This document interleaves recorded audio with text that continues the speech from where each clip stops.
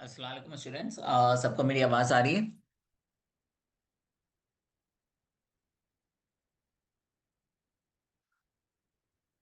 आप लोगों के पास एक चैट बॉक्स का ऑप्शन आ रहा होगा और एक हैंड रेज का ऑप्शन आ रहा होगा चैट के बराबर में ही।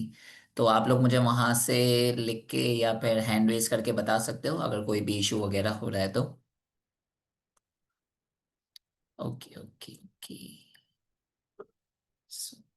Just check as well.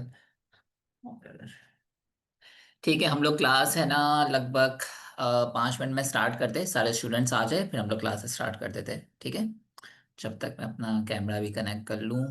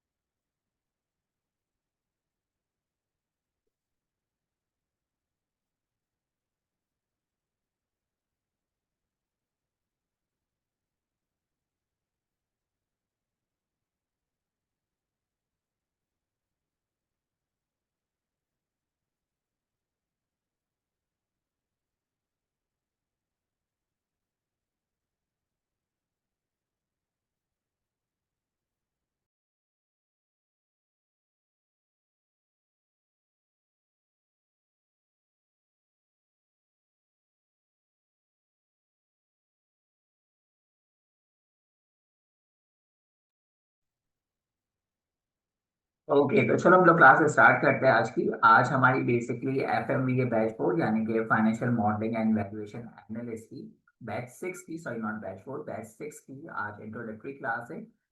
Introductory class में बेसिकली हम लोग हर चीज़ डिस्कस करेंगे कि आप लोग इस कोर्स के अंदर क्या क्या पढ़ोगे, किस किस टाइप के मॉडल्स बनाना सीखोगे, आपका एंड रिजल्ट क्या होगा जब आप ये कोर्स कंप्लीट कर लोगे, तो आप अपने आप को कहाँ देखोगे, आप क्या क्या कर सकोगे मार्केट के अंदर, किस किस जॉब्स पे अप्लाई कर सकोगे, किस किस फ्रीलांसिंग साइट पे जाके काम कर सकोगे, और हर वो चीज़ जो आपको जानना ज़रूरी है इस कोर्स से रिलेटेड, वो सब आज आपके डाउट्स क्लियर कर दिए जाएंगे।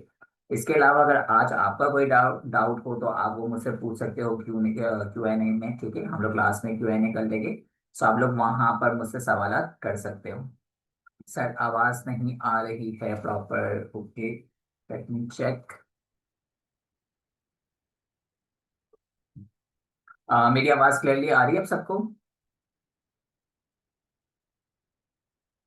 ओके, आ रही है। Okay okay okay.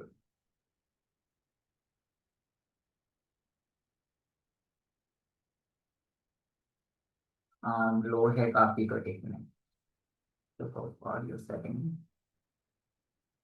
Hello hello, okay या कुछ ही लो है तो सही।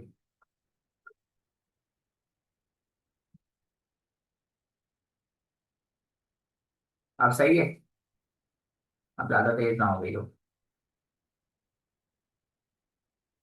ओके।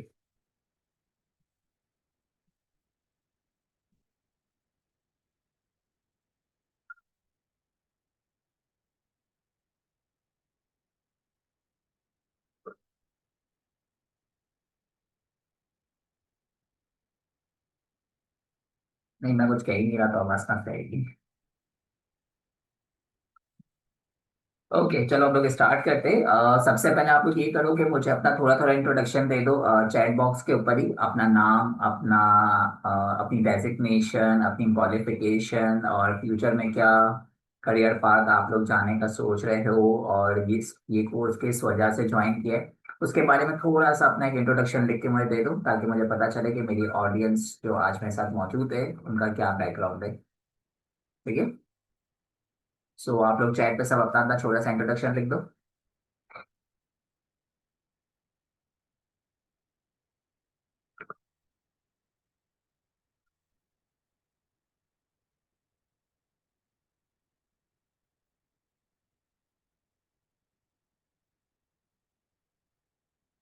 ठीक है, आना शुरू हो चुके हैं। सही है, सही है। ठीक है, मैंने चलो। ओके, तो आप लोग जब तक अपना इंट्रोडक्शन लिख रहे हो तब तक मैं भी अपना थोड़ा सा इंट्रोडक्शन आप लोगों को दे देता हूँ। So as you guys know, my name is Mohammad Abbas. आप लोगों को पहले ब्रोशर वगैरह कुछ ना कुछ दिया गया होगा जहाँ पे मेरी डिटेल्स दी गई होगी। So it's Mohammad Abbas. I have been working as a valuation analyst. Basically मेरी जॉब का टाइटल है कुछ और, इट्स फाइनेंशियल डेटा एनालिस्ट, मगर वहाँ पे जो मेरा काम होता है that is valuation analyst. So I have been connected with a company Techflow for the last 3 years, and I have been working as a valuation analyst there. And what my tasks are is to value the companies like the US based companies और the European side companies. Mainly मेरा जो काम है वो ज़्यादातर बाहर की companies को वैल्यू करने का ही है। पाकिस्तान की मैंने बहुत ज़्यादा कोई कंपनीज वैल्यू नहीं की, बट ये है कि मैंने काफ़ी सारी इन्वेस्टमेंट बैंक्स के साथ और जो सिक्योरिटी कंपनीज होती है लाइक चेस सिक्योरिटीज, मुनीर कनानी सिक्योरिटीज, तो उनके साथ मिलकर काफ़ी सारी कंपनीज की वैल्यूएशंस वगैरह मैंने परफॉर्म की है। सो ये मेरा एक छोटा सा बहुत ही ब्रॉड, बहुत ही ज़्यादा ब्रीफ सा इंट्रोडक्शन है। अगर आप लोगों को मेरे बारे में ज़्यादा और जानना हो तो आप लोग मेरी पुरानी वीडियोस देख सकते हैं। एक्चुअली बात क्या है कि अगर मैं ज़्यादा अपना इंट्रोडक्शन देने की मैं चाहता हूँ तो मैं बहुत ज़्यादा बोल जाता हूँ, तो आधा घंटा निकल जाता है तो बच्चे बोर हो जाते हैं उसमें। So it will be better कि मैं है ना अपना छोटा सा ही इंट्रोडक्शन दूं एंड यू गाइस, आपको बस ये पता हो that I have been working as a valuation analyst. अच्छा, अब ये वैल्यूएशन एनालिस्ट होता क्या है, ये सबसे बड़ा सवाल मेरे पास आ रहा था स्टूडेंट्स, और बहुत सारे स्टूडेंट्स इसमें कंफ्यूज थे कि सर अगर हम फाइनेंस की फील्ड में एक्सेल करना चाहते हैं, फ्यूचर आगे बढ़ना चाहते हैं फाइनेंस की फील्ड में, तो एक तो वो ये कि आप लोग नॉर्मल किसी भी कंपनी के अंदर फाइनेंस की फील्ड में चले जाओ, जैसे कि आप यूनिलेवर में जा सकते हो, पीएनजी में जा सकते हो, आप बैंकिंग कंपनीज में जा सकते हो, कहीं पे भी आप जा सकते हो और आपने उनका फाइनेंस डिपार्टमेंट ज्वाइन कर लिया और आप उसी में अपने फाइनेंस के करियर को ग्रो करते रहो। या फिर आप लोग क्या कर सकते हो, ईवाई वगैरह में, डेलॉइट में जा सकते हो, अकाउंटिंग फर्म्स में जा सकते हो बेसिकली, और वहां जाके अपना फाइनेंस का करियर ग्रो कर सकते हो।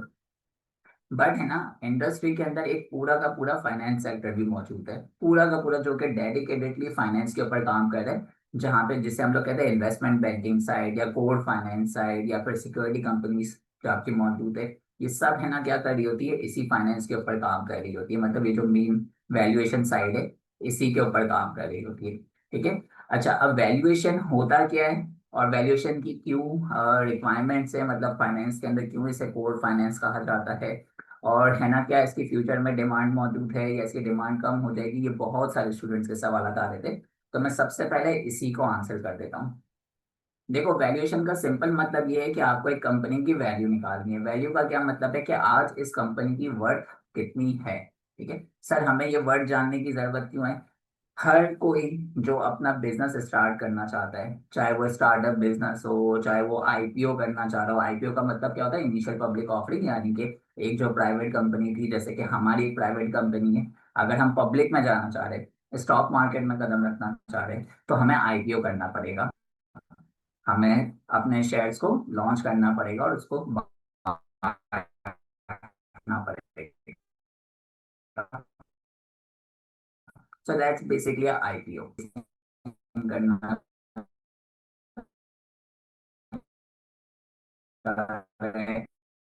कोई इंडिविजुअल किसी पे क्या रिक्वायर्ड होगा, उसे पैसों की रिक्वायरमेंट होगी। बिना पैसों के तो कोई काम के गए हुए हो। मगर अगर बाबा अजदार भी बहुत ज्यादा पैसा छोड़ के गए हुए हैं, तब भी एक कंपनी को ग्रो करने के लिए बहुत ज्यादा फंड्स की रिक्वायरमेंट होती है। सो हर एक कंपनी को, जिनको फंड्स की रिक्वायरमेंट होती है ना, उनको अपनी कंपनी की वैल्यूएशन परफॉर्म करवानी पड़ती है, ताकि लोगों को पता चले कि उनकी कंपनी की वर्थ क्या है, और उसी के बेसिस पे वो लोग क्या करें। मेरी आवाज में बहुत मसला आ रहा है क्या?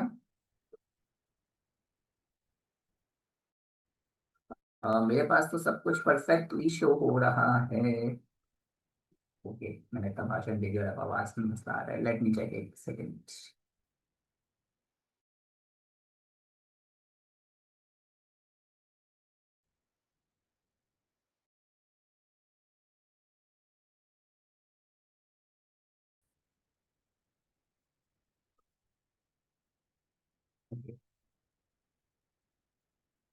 ओके, सो अब आवाज सबको बेहतर आ रही?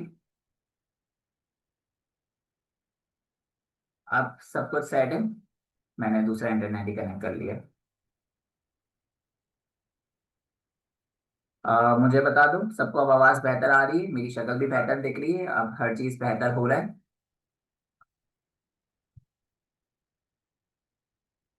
Okay okay okay.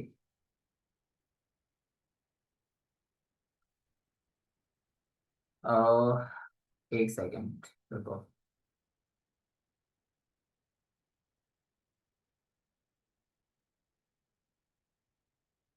ठीक है, अब आवाज आ रही होगी आप लोगों को, मैंने फुल वॉल्यूम कर दिया है। अभी भी अगर आवाज नहीं आ रही तो डेफिनेटली अब आप लोगों की साइड से कोई इशू होगा।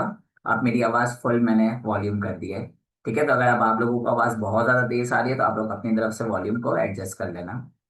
अब आवाज क्लियर है सबको, वैसे जिसको मसले आ रहे थे? ठीक है।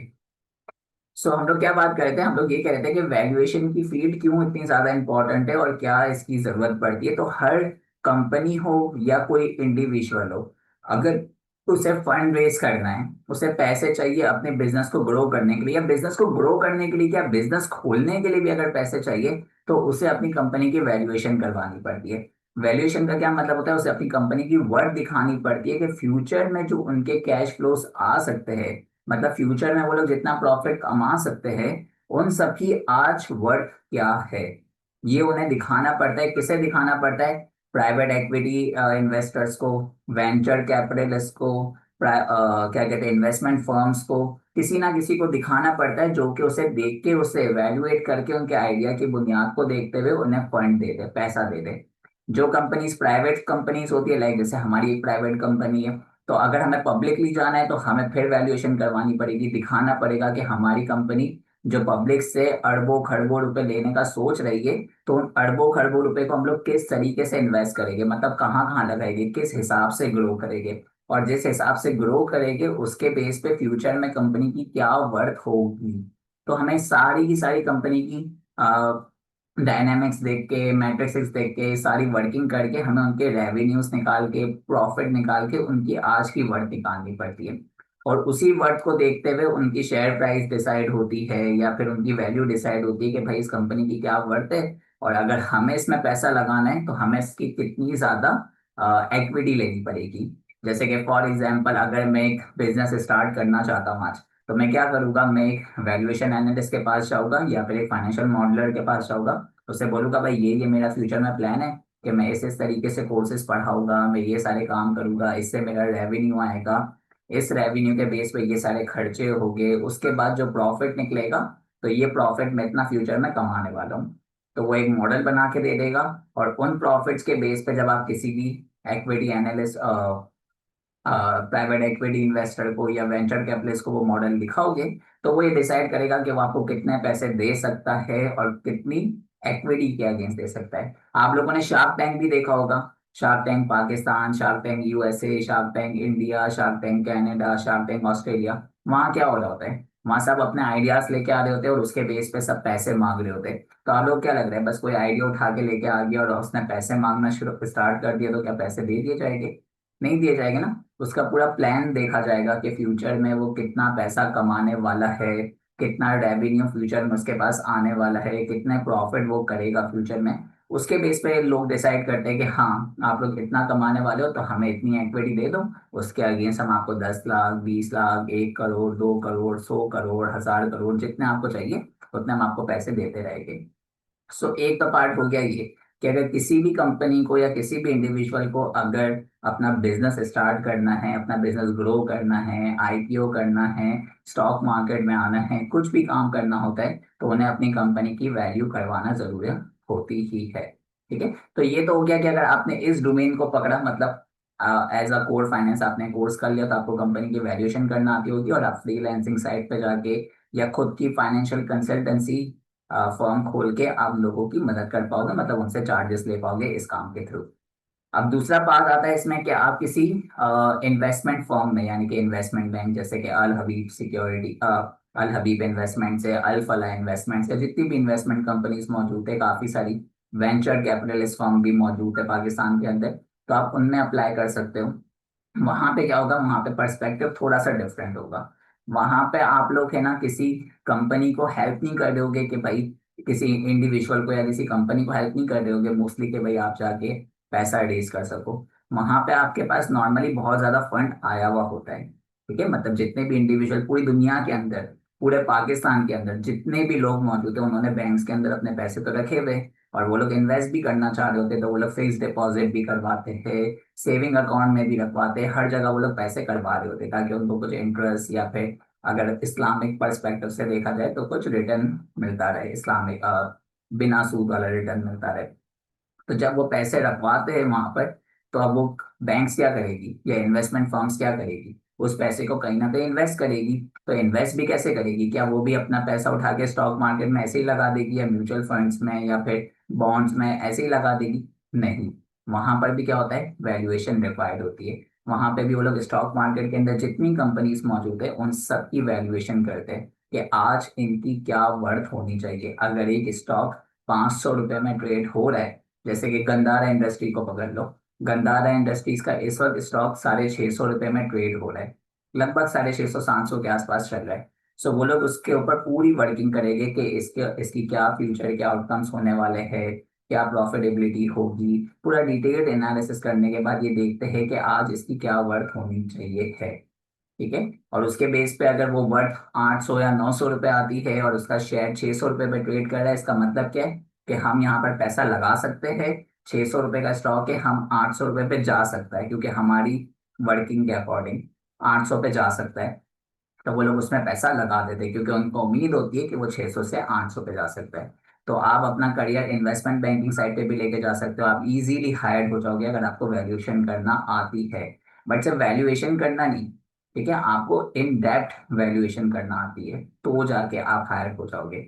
अब इसी पे ना काफी ज्यादा स्टूडेंट्स के सवाल आते हैं, सर अगर हमें ये वैल्यूएशन सीखनी ही है, मतलब फाइनेंशियल मॉडलिंग एंड वैल्यूएशन सीखनी है, तो हम आपसे क्यों सीखे?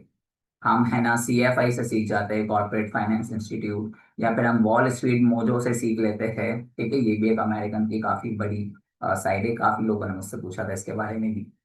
इसके अलावा न्यूयॉर्क स्टर्न यूनिवर्सिटी है, वहां पे भी ये करवाया जा रहा है। या फिर सब छोड़ो सर, हम लोग तो MBA के अंदर ही इलेक्टिव कोर्स होता है फाइनेंशियल मॉडलिंग का, हम लोग वही सीख लेते हैं, ठीक है। और फाइनेंशियल मैनेजमेंट के अंदर भी हमें डिस्काउंट करना, DCF मॉडलिंग, रिलेटिव वैल्यूएशन, ये सब तो सिखा दिया ही जाता है। तो सर हम आपसे कोर्स क्यों करें, 60,000 रुपये देके आपके पास क्यों आए हम?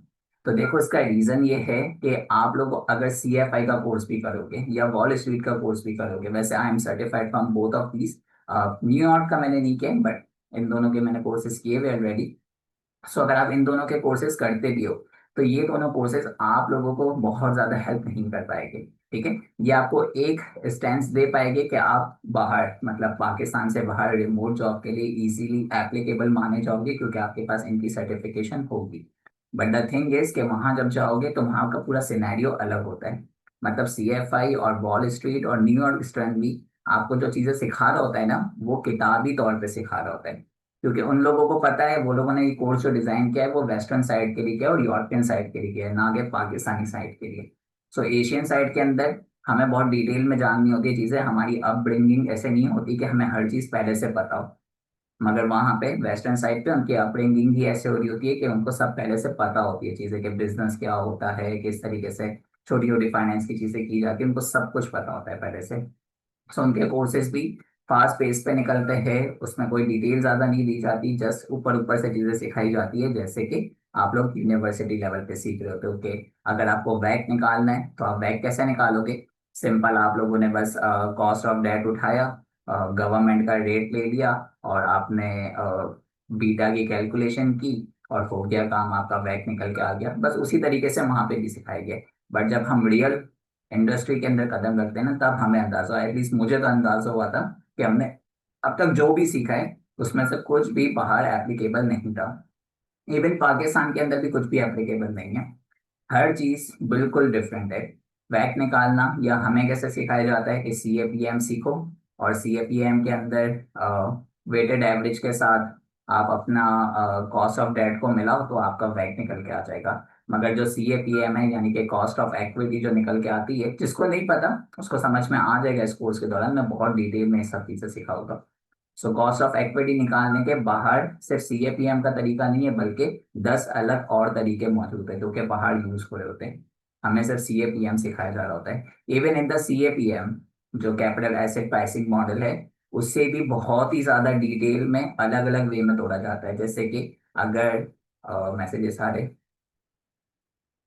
CAPM, ओके, वैक, वैक, WACC, वैक, ठीक है। सो CAPM के अंदर भी आपके पास तीन चीजें होती है, रिस्क फ्री रेट अलग होता है, रिस्क प्रीमियम अलग होता है, और बीटा अलग होता है, ठीक है। इन तीनों को मिलकर आपका CAPM बन रहा होता है।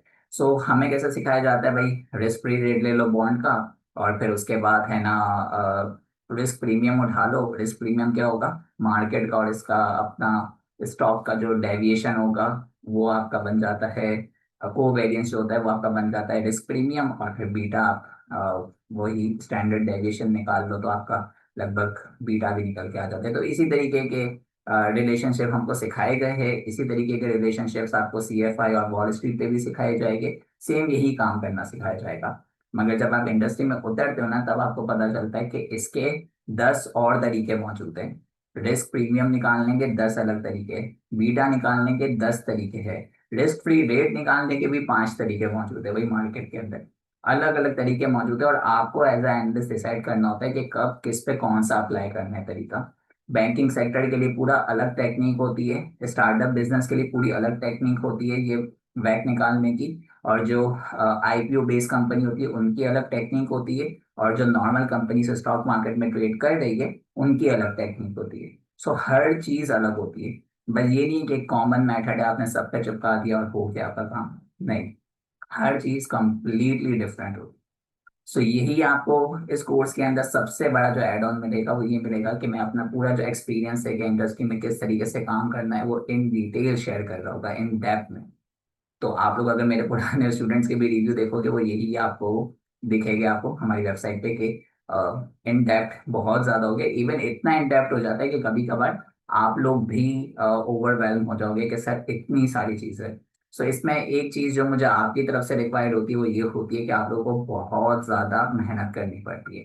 मतलब अगर आप एक कोर फाइनेंस साइड पे जाना चाह रहे हो ना, और इस कोर फाइनेंस में जाने का सबसे बेस्ट जो आपको रिजल्ट मिलेगा वो यही मिलेगा कि आपको बाहर की तरफ इजीली जॉब मिल सकती है, पाकिस्तान से बाहर, क्योंकि पाकिस्तान से बाहर इसका बहुत ज्यादा स्कोप है। विद इन पाकिस्तान चलो फिर भी आपको एक अच्छी जॉब मिल जाएगी, अच्छे सैलरी पैकेज पे भी मिल जाएगी। मगर बाहर का जो, आप लोग खुद भी अंदाजा लगा सकते हैं ना, बाहर तो अगर आपको $1000 भी मिल जाए तो पाकिस्तानी 3 लाख रुपए बन गए, तो that is way too good ना। और $1000 तो कोई देता ही नहीं है, 1000 तो वहाँ का स्टैंड सबसे बेसिक बना हुआ है। सो आपको 2-3 हजार डॉलर तो इजीली मिल सकते हैं। सो ये आप लोगों के लिए सबसे बड़ा एक इंक्रीमेंटल पॉइंट होना चाहिए कि आप लोगों को इस कोर्स में सबसे ज्यादा जान इस वजह से मारनी है कि आप लोग वहां तक पहुंच सको, उस लेवल तक पहुंच सको, ठीक है। सो अब मैं थोड़ा सा करिकुलम को डिस्कस कर लेता हूँ कि इस कोर्स के अंदर हम लोग क्या क्या सिखाने वाले। सबसे पहले तो मैं एक चीज बल्कि हाँ चलो यहाँ से भी स्टार्ट करते हैं। ओके। सो सबसे पहले अगर आप में से कोई भी स्टूडेंट्स इस तरीके के आ रहे हैं हमारे पास कि जिनको अकाउंट्स तक नहीं आती, या फिर अगर आती है तो वो सिर्फ इतनी आती है कि सर हमने पढ़ा था, PBA किया था या MBA किया था, मगर हम भूल चुके हैं, ठीक है, या फिर हमें आती ही नहीं सर, जैसे कि यूनिवर्सिटीज के टीचर ने सर बहुत अच्छे से नहीं पढ़ाया था। सो आप थोड़ा सा रिव्यू करवा दे तो दैट विल बी बेटर। सो हम लोग आपको अकाउंटिंग साइड के कुछ रिकॉर्डिंग सेशंस दे देंगे, मतलब लाइव नहीं हो पाएगा डेफिनेटली, क्योंकि अगर इसको सिखाने बैठूंगा तो you know that very well कि ये काफ़ी डिटेल चीज़ होती है अकाउंट्स को। आपको वो सारे सिखाना है, एसेट क्या है, लाइबिलिटीज क्या है, हर चीज़ डिटेल में सिखाना, it will be time consuming. So इसकी रिकॉर्डिंग्स आपको मिल सकती है, तो ये सिर्फ वो स्टूडेंट्स हमसे अप्रोच करें जिनको है ना, जिनको नहीं आती चीज़ें, ठीक है। सो बेसिकली हम लोग अकाउंटिंग साइड से तो स्टार्ट नहीं करेंगे, हम लोग नीचे से ही स्टार्ट करेंगे थोड़ा, तो जिसको मसले मसाइल अकाउंटिंग साइड पे हो वो यहाँ पे आके डिस्कस कर सकते हैं।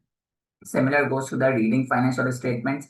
अगेन जिसकी बैलेंस शीट के, इनकम स्टेटमेंट के और कैश फ्लो से स्टेटमेंट थोड़े से कॉन्सेप्ट थोड़े से हल्के हैं, उन्हें नहीं पता चलता कि इनका क्या मतलब है, ये क्या चीज़ें रिफ्लेक्ट कर रहे हैं, और इसमें अगर कुछ ऊपर नीचे हो जाए तो वो लोग हो जाते हैं कि भाई बैलेंस शीट क्यों इक्वल नहीं आ पा रही। तो उसके लिए भी फिर वो लोग क्या कर सकते हैं, रिकॉर्डिंग्स देख सकते हैं, उसमें दोनों चीज़ें कंप्लीटली क्लियर हो जाएगी कि आपको फाइनेंशियल स्टेटमेंट कैसे पढ़नी है और आपको अकाउंटिंग के सारे कॉन्सेप्ट ही हर तरह क्लियर करके जाएंगे। थर्ड चीज हमारे पास आती है एक्सेल। अब है ना, एक्सेल जो है ना वो मैं अपने पहले के 5 बैचेस में तो लाइव पढ़ाता आया हूँ, ठीक है। बट इस बैच में मैंने डिसाइड ये किया है कि ये मैं आप लोगों के ऊपर छोड़ दूंगा पोल पे, ठीक है। आप लोगों से एक पोल ले लेंगे कि आपको ये लाइव सीखना है या फिर ये रिकॉर्डेड में चाहिए। रीजन ये है कि एक्सेल मोस्टली स्टूडेंट्स को आता है, काफी स्टूडेंट्स को नहीं भी आता। सो मैंने पर्सनली ये सोचा है कि हम लोग एडवांस लेवल का जो एक्सेल है ना, जैसे कि अभी जो रिजिक्स फंक्शंस आ चुके हैं, फिल्टर्ड फंक्शंस आ चुके हैं, unique function, sort functions, array functionality जो पूरी एक्सेल की नई आ चुकी है ना, वो मैंने सोची है कि वो मैं लाइव डिस्कस कर दूं सब आप लोगों से, ताकि आप लोगों को एक जो एक्सेल का लेटेस्ट एडवांस लेवल चल रहा है वो आपको समझ में आ जाए। ठीक है, अभी तक आप लोग एक्सेल का एडवांस जिससे पूछो वो यही कहते हैं कि वी लुकअप सर सबसे ज्यादा एडवांस है, तो वो तो बहुत पुराना हो गया। अब तो एक्स लुकअप आ चुका है, फिल्टर फंक्शन आ चुके हैं जो कि आपके काम चुटकियों में कर देगा। बट अब तो इवन पूरा का पूरा एक्सेल का वही बदल गया है ना, इंटरफेस पूरा का पूरा उसका जो एल्गोरिथम था वही चेंज हो चुका है। अगर किसी के पास पेड वर्जन मौजूद है तो पूरा का पूरा मॉडल ही चेंज हो चुका है उनका। सो मैंने पर्सनली ये सोचा है कि बेसिक्स एक्सेल यानी कि sum function, sumif function, V lookup function, index function, ये जो सारे फंक्शंस है ना ये मैं रिकॉर्डेड दे दूं, और जो एडवांस फंक्शंस है वो मैं क्लास में आप लोगों को करवाऊं। ठीक है, रीजन ये है रिकॉर्डेड का, मेरा सोचने का रीजन ये है कि इसमें लगभग हमारी 8 क्लासें निकल जाती है। सो मैं पर्सनली चाह रहा था कि अगर वो 8 क्लासों में से 2 क्लासों में मैं आपको एडवांस सिखा दूं और बाकी 6 क्लासेस आप लोग रिकॉर्डेड ले लो, तो इससे फायदा ये होगा कि हम लोग जो 6 क्लासेस जो आपकी बची है उसमें हम लोग फाइनेंशियल मॉडलिंग से रिलेटेड कुछ हैवी काम कर पाएंगे, मतलब कोई इंडस्ट्रियल प्रोजेक्ट या कुछ एक्स्ट्रा चीज कर पाएंगे जो कि आप पहले नहीं कर सकते थे, ठीक है, क्योंकि हमने एक्सेल पे टाइम वेस्ट कर दिया। ये आप लोगों के ऊपर होगा कि आप लोग एक्सेल को किस वे में देख रहे हो, आप लोग एक्सेल पे जाना चाह रहे हो या नहीं जाना चाह रहे हो, ये कंप्लीटली आप लोगों के ऊपर होगा। ठीक है, आप लोग मुझे जो बोलोगे तो उस हिसाब से आप लोगों को पढ़ा दूंगा। बल्कि एक काम मैं ये भी करता हूँ कि मैं जो अपनी वेबसाइट पे ही इस करिकुलम को खोल देता हूँ, क्योंकि करिकुलम मैंने चेंज किया है थोड़ा। मैं करे जी एग्जैक्टली exactly, आप लोग ये सारी चीजें इन डिटेल सीख रहे होगे इस कोर्स में, इवन मैं आपको प्रैक्टिकल प्रोजेक्ट्स भी पूरे करवाऊंगा इस कोर्स के अंदर। देखो सबसे पहले माइक्रोसॉफ्ट एक्सेल है, ठीक है। माइक्रोसॉफ्ट एक्सेल आप लोगों को ऊपर है कि आप लोग किस हिसाब से लेके चल रहे हैं। फिर फाइनेंशियल एनालिसिस है, फाइनेंशियल एनालिसिस मतलब इसमें हम लोग वर्टिकल और horizontal analysis, variance analysis, scenario analysis, जितनी भी एनालिसिस टाइप की वर्किंग हो रही होती है कंपनीज में, ये हम लोग सब इस साइड पे सीख लेंगे। ये सब बेसिक बेसिक चीजें, आई होप आप लोग अगर फाइनेंस साइड से बिलोंग करते हो तो ये सब आप लोगों को पहले से चीजें आती हो। ठीक है, अगर नहीं आती, हॉरिजॉन्टल एनालिसिस कभी नहीं सुना, वर्टिकल एनालिसिस कभी नहीं सुना, रेशियो एनालिसिस कभी नहीं सुना, कैश फ्लो एनालिसिस कभी नहीं सुना, तो मैं सिखा दूंगा। ये एक क्लास से ज्यादा की चीजें नहीं है, बहुत बस कॉन्सेप्ट देने होते हैं और आगे निकलना होता है, बहुत ज्यादा इस पे वक्त नहीं देना होता, ठीक है। यहाँ से this is our main thing, ठीक है, यहाँ तक हमें पहुंचना है। यहाँ से जैसे ही काम शुरू हो जाएगा ना, तब आप लोगों के लिए जिंदगी इंटरेस्टिंग हो जाएगी, मतलब तब आप लोग हर चीज नहीं सीख रहे होगे, न्यू सीख रहे होगे, नहीं तो नहीं समझ रहा कुछ है, न्यू सीख रहे हो, ठीक है, जो आप लोगों ने शायद पहले नहीं सीखी होगी कभी भी। सबसे पहले हम लोग एक 3 स्टेटमेंट फाइनेंशियल मॉडल बनाना सीखेंगे, ये बहुत ही बेसिक सा मॉडल होगा, ठीक है। इसमें हम लोग क्या सीख रहे होंगे कि कंपनी की फोरकास्टिंग कैसे करनी है, इनकम स्टेटमेंट कैसे फोरकास्ट करनी है, बैलेंस शीट कैसे फोरकास्ट करनी है, कैश फ्लो स्टेटमेंट कैसे फोरकास्ट करनी है, उसके साथ कुछ सपोर्टिंग स्केड्यूल्स कैसे बनाने हैं, उसके रेशोज को कैसे फोरकास्ट करना है, उसके अजम्पशंस किस बेसिस पे लेने हैं, और मार्केट के अंदर उनकी कितनी टेक्निक्स मौजूद है, ये सब हम लोग इसमें सीख रहे होगे। अप्लाई नहीं कर रहे होगे, सिर्फ सीख रहे होगे, ठीक है। मतलब मैं आपको इसके कॉन्सेप्ट देता हुआ जाऊंगा, जैसे कि फॉर एग्जांपल अगर हम लोग इनकम स्टेटमेंट बना रहे थे तो सबसे पहले क्या आएगा, रेवेन्यू आएगा। तो मैं आपको रेवेन्यू की पूरी बता दूंगा टेक्निक्स के यार, रेवेन्यू को आप इस तरीके से फोरकास्ट कर सकते हो, इस तरीके से कर सकते हो, इस तरीके से कर सकते हो, इस तरीके से कर सकते हो, हर चीज बता दूंगा। करके नहीं दिखाएंगे, जस्ट उसकी डिस्कशन करेंगे पूरी, क्योंकि करके तो आगे जब एडवांस प्रोजेक्ट्स पे पहुंचेंगे तब उस पर अप्लाई करेंगे। अभी बेसिक्स बिल्ड्स करने के लिए हम लोग सबसे पहले उसके ऊपर पूरी डिस्कशन करेंगे कि क्या, कैसे, क्या सोचा जा रहा होता है, वैल्यूएशन पर्सपेक्टिव से क्या सोचा जा रहा होता है, मतलब अगर आप इन्वेस्टमेंट बैंकिंग में गए तो वहां पे किस तरीके से सोचा जा रहा होता है चीजों को, अगर आप एक फाइनेंशियल कंसल्टेंट बन गए तो किस तरीके से चीजों को सोचा जा रहा होता है, क्लाइंट से कैसे डिस्कशन करनी है, फाइवर पे अगर कोई क्लाइंट आपके पास आ रहा है उससे कैसे डिस्कशन करनी है, लिंक्डइन के ऊपर इस तरीके इस सारे कामों को किस तरीके से पोस्ट करना है, इस सारी की सारी जो डिस्कशन है ना हम लोग यहाँ पर कर रहे होंगे। ठीक है, तो पहला आपका पूरी जो बुनियाद है ना वो बिठाई जाएगी कि बेसिक एक मॉडल कैसे बनता है और अजम्पशंस किस बुनियाद पे ली जा सकती है और इंडस्ट्री में कैसे ली जा रही है। ठीक है, उस सब हम डिस्कस करेंगे। इसके अलावा आप लोग इस कोर्स के अंदर इक्विटी रिसर्च एनालिस्ट भी बनना सीख सकते हो। ठीक है, इक्विटी रिसर्च एनालिस्ट के बारे में अगर किसी को नहीं पता तो उसे मार्केट रिसर्च करनी होती है। ठीक है, हर एक चीज की मार्केट रिसर्च करनी होती है कि अगर कंपनी ये कह रही है कि जैसे कि लेट्स से गंधारा इंडस्ट्रीज ने कहा था कि अभी हम लोग 150 करोड़ रुपए का उन्होंने अपना एक साइड में कर दिया था, इन्वेस्टमेंट के लिए कर दिया था कि हम लोग कैपेक्स करने वाले। अगर आप लोगों ने सुना हो, 150 करोड़ रुपए उन्होंने साइड में किए थे, तो उसके बाद उसके जो शेयर प्राइस है वो काफी जंप मार गया था गंधारा का। सो हम भी इसमें सीख रहे होंगे कि अगर कंपनी कह रही है कि हम 150 करोड़ रुपए लगाने वाले, तो वो कहाँ लगाएंगे, जब लगाएंगे तो उससे क्या इफेक्ट आएगा, उनके कॉम्पिटिटर पे क्या इफेक्ट आएगा, उनके मार्केट शेयर पे क्या इफेक्ट आएगा, हर चीज इन डिटेल जिसे कि इंडस्ट्री के अंदर मार्केट रिसर्च कहा जाता है वो हम सीख रहे होंगे। ये मार्केट रिसर्च आपको पूरे पाकिस्तान में तो वैसे कोई नहीं सिखा रहा, इसके अलावा बाहर भी CFI वॉल स्ट्रीट पे कोई भी आपको ये चीजें नहीं सिखाएगा, मार्केट रिसर्च किस तरीके से की जाती है। सो इन डिटेल हम लोग इस कोर्स में ये इसी पॉइंट पे हम लोग मार्केट रिसर्च करना भी सीख रहे होंगे। ठीक है, ये काम हो जाने के बाद आपका सबसे पहला एक प्रोजेक्ट आएगा 360F कॉर्पोरेशन का, जो कि बिल्कुल एक बेसिक जो अभी हमने सीख लिया होगा उसी बेसिक को आप लोग खुद अप्लाई करके लिंक्डइन वगैरह पे हर जगह पोस्ट करोगे। ठीक है, तो ये आपका पहला प्रोजेक्ट होगा।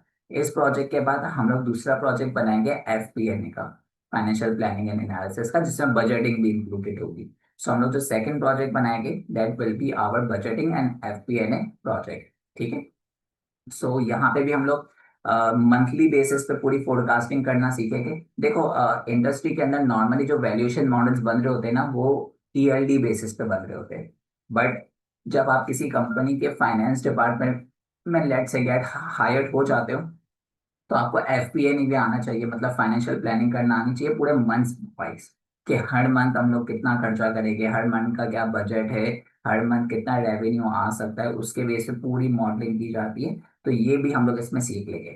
इसमें वैल्यूएशन नहीं होती बेसिकली, ये एक फाइनेंशियल मॉडल होता है for the FP&A side and the budgeting side. तो उस पर वैल्यूएशन नहीं निकलती क्योंकि कंपनी के अंदर खुद की जा रही होती है। जैसे लेट से आप यूनिलेवर में हायर हो गए, तो यूनिलेवर के अंदर जो फाइनेंस डिपार्टमेंट होगा तो वहां पे क्या होता है, वहां पे पूरा साल का फाइनेंशियल प्लान बनता है ना, कि हम लोग कैसे कैसे एक्सपेंसेस करेंगे, कितना कितनी कॉस्ट लगाएंगे अपने प्रोडक्ट्स के ऊपर, कितना कितना कैपेक्स करेंगे, पूरे साल के अगले 1-2 साल का प्लान बन रहा होता है। तो दिस इज बेसिकली दैट। ठीक है, तो इसका भी फाइनेंशियल मॉडल हम आपको बनाना सिखा देंगे इस कोर्स के अंदर, कि एक FP&A मॉडल और एक बजटेड मॉडल किस तरीके से बनाया जाता है। It doesn't cover the valuation side, ठीक है, नीदर दिस वन, ये दोनों के अंदर आपकी वैल्यूएशन बिल्कुल भी एक्सप्लोर नहीं की जाएगी। ठीक है, इसके अंदर बस आपको फाइनेंशियल मॉडल किस तरीके से बिल्ड होता है वो बनाना सिखाया जाएगा। एक बार आप लोग की फाइनेंशियल मॉडल पे ग्रिप आ गई तो फिर हम आगे बढ़ेंगे अपने नेक्स्ट स्टेज की तरफ, जो कि होगा स्टार्टअप बिजनेस का फाइनेंशियल मॉडल। स्टार्टअप बिजनेस के फाइनेंशियल मॉडल है ना कंप्लीटली डिफरेंट होता है एक नॉर्मल फाइनेंशियल मॉडल से। ठीक है, उसके अंदर की जो वर्किंग होती है वो बहुत ज्यादा इन डिटेल्ड होती है, बहुत ज्यादा छोटे छोटे उसमें टर्म्स आ रहे होते हैं जिसे देखना पड़ता है, मैट्रिक्स काफी ज्यादा होते हैं, ये अभी हमने खत्म किया अपनी क्लास में। सो ये हम इस पे पहुंचेंगे और इसका फिर आपका एक प्रोजेक्ट होगा गेम डेवलपमेंट का। ओके, गेम डेवलपमेंट का प्रोजेक्ट क्या होगा कि कंपनी आपके पास आई है, वो आपसे कह रही है कि भाई हमें एक गेम बनानी है, मोबाइल की एंड्रॉइड की गेम बनानी है, तो आप हमें मॉडल बना के दो कि हमें इसके लिए लेट से 100 करोड़ रुपए रिक्वायर्ड है इस गेम को बनाने के लिए। तो हम वो एक वेंचर कैपिटलिस्ट से पैसे उठाना चाहते हैं। ठीक है, तो अब उसको वो पैसे चाहिए 100 करोड़ रुपए। तो वो आपसे चाहती है कि आप उसको एक ऐसा मॉडल बना के दो जो कि ये 100 करोड़ को जस्टिफाई कर सके, कि 100 करोड़ के अगेंस्ट वो लोग लेट से 20% डाइल्यूट करना चाह रहे हैं अपनी इक्विटी। सो ये हम लोग यहाँ पे सीखेंगे कि किस तरीके से आप उस मॉडल को डिजाइन कर सकते हो, आप उनसे क्या क्या सवालात करोगे, उनके जवाब आपको किस तरीके से इसमें अकोमोडेट करोगे, और हर चीज हम लोग डिटेल में इस कोर्स में सीखते जाएंगे। अगर मैं आप लोगों को कुछ मॉडल साइड बाय साइड दिखाता भी जाऊं, तो सबसे पहले हमने एक्सेल की बात की थी। एक्सेल के अंदर मैंने आप लोगों को कहा था एडवांस साइड में सीखा होगा। तो एडवांस साइड के ऊपर है ना डिजाइनिंग और डैशबोर्ड्स भी आ जाते हैं। ठीक है, कि आप लोगों को डिजाइनिंग कैसे करनी है अपने मॉडल के अंदर, जो चार्ट्स लगते हैं ना। अब बेसिकली मैंने यही देखा है कि पाकिस्तान के अंदर तो बहुत ही गंदी डिजाइनिंग की जाती है। मैंने आज तक जितने भी देखे हैं फाइनेंशियल मॉडलर्स को या फिर किसी को भी जो एक्सेल के चार्ट्स लगा रहा होता है लिंक्डइन के ऊपर, तो बहुत बुरी डिजाइन होती है। मगर आपने देखा होगा कि इंडस्ट्री की जो एनुअल रिपोर्ट्स होती है कंपनीज की, उसके अंदर बहुत ही यूनिक किस्म के चार्ट्स होते हैं। और अगर आपने amazon या फिर अलीबाबा इनकी एनुअल्स देखे, तो वहां पे देखना, वहां पे तो एक्स्ट्रा ऑर्डिनरी चार्ट्स लगे हुए होते हैं। सो हम लोग इस कोर्स में क्या फोकस करेंगे कि अगर आप लोग की बाहर जॉब लगती है, तो आपको ये एक्स्ट्रा ऑर्डिनरी चार्ट्स वगैरह बिल्ड करना आने चाहिए खुद से। सो हम लोग आपको वही बनाना सिखाएंगे। सो सबसे पहले हम लोग उसी पे देखते हैं कि डैशबोर्ड्स वगैरह हम किस किस तरीके के बनाना सीख रहे होगे इस कोर्स में। So this is the first dashboard. ठीक है, हमारे पास एक डेटा सेट होगा मार्केटिंग कंपनी का, तो हम लोग उसके बेस पे ये वाला डैशबोर्ड डिजाइन करना सीखेंगे। ठीक, सो मेनली इस जगह पे मेरा फोकस होगा आपको चार्ट के अंदर डिजाइनिंग किस तरीके से की जाती है वो सिखाना। अब आप लोगों ने इसे कॉपी पेस्ट नहीं मार देना है। ठीक है, कॉपी पेस्ट कभी भी नहीं मारना है, आपने इसको सीखना है कि किस तरीके से डिजाइनिंग की जाती है, और उसके बाद जाके आप लोगों ने खुद से डिजाइन बनानी है अपनी। सो ये पहली डिजाइन होगी। इसके अंदर आप देखो हमने अलग अलग चीजों को हाईलाइट किस तरीके से करना है, टारगेट्स को हाईलाइट करने के अलग अलग तरीके सिखाए गए थे इस पे। ठीक है, सो ये पहली डिजाइन होगी जो मैं आपको बनाना सिखाऊंगा।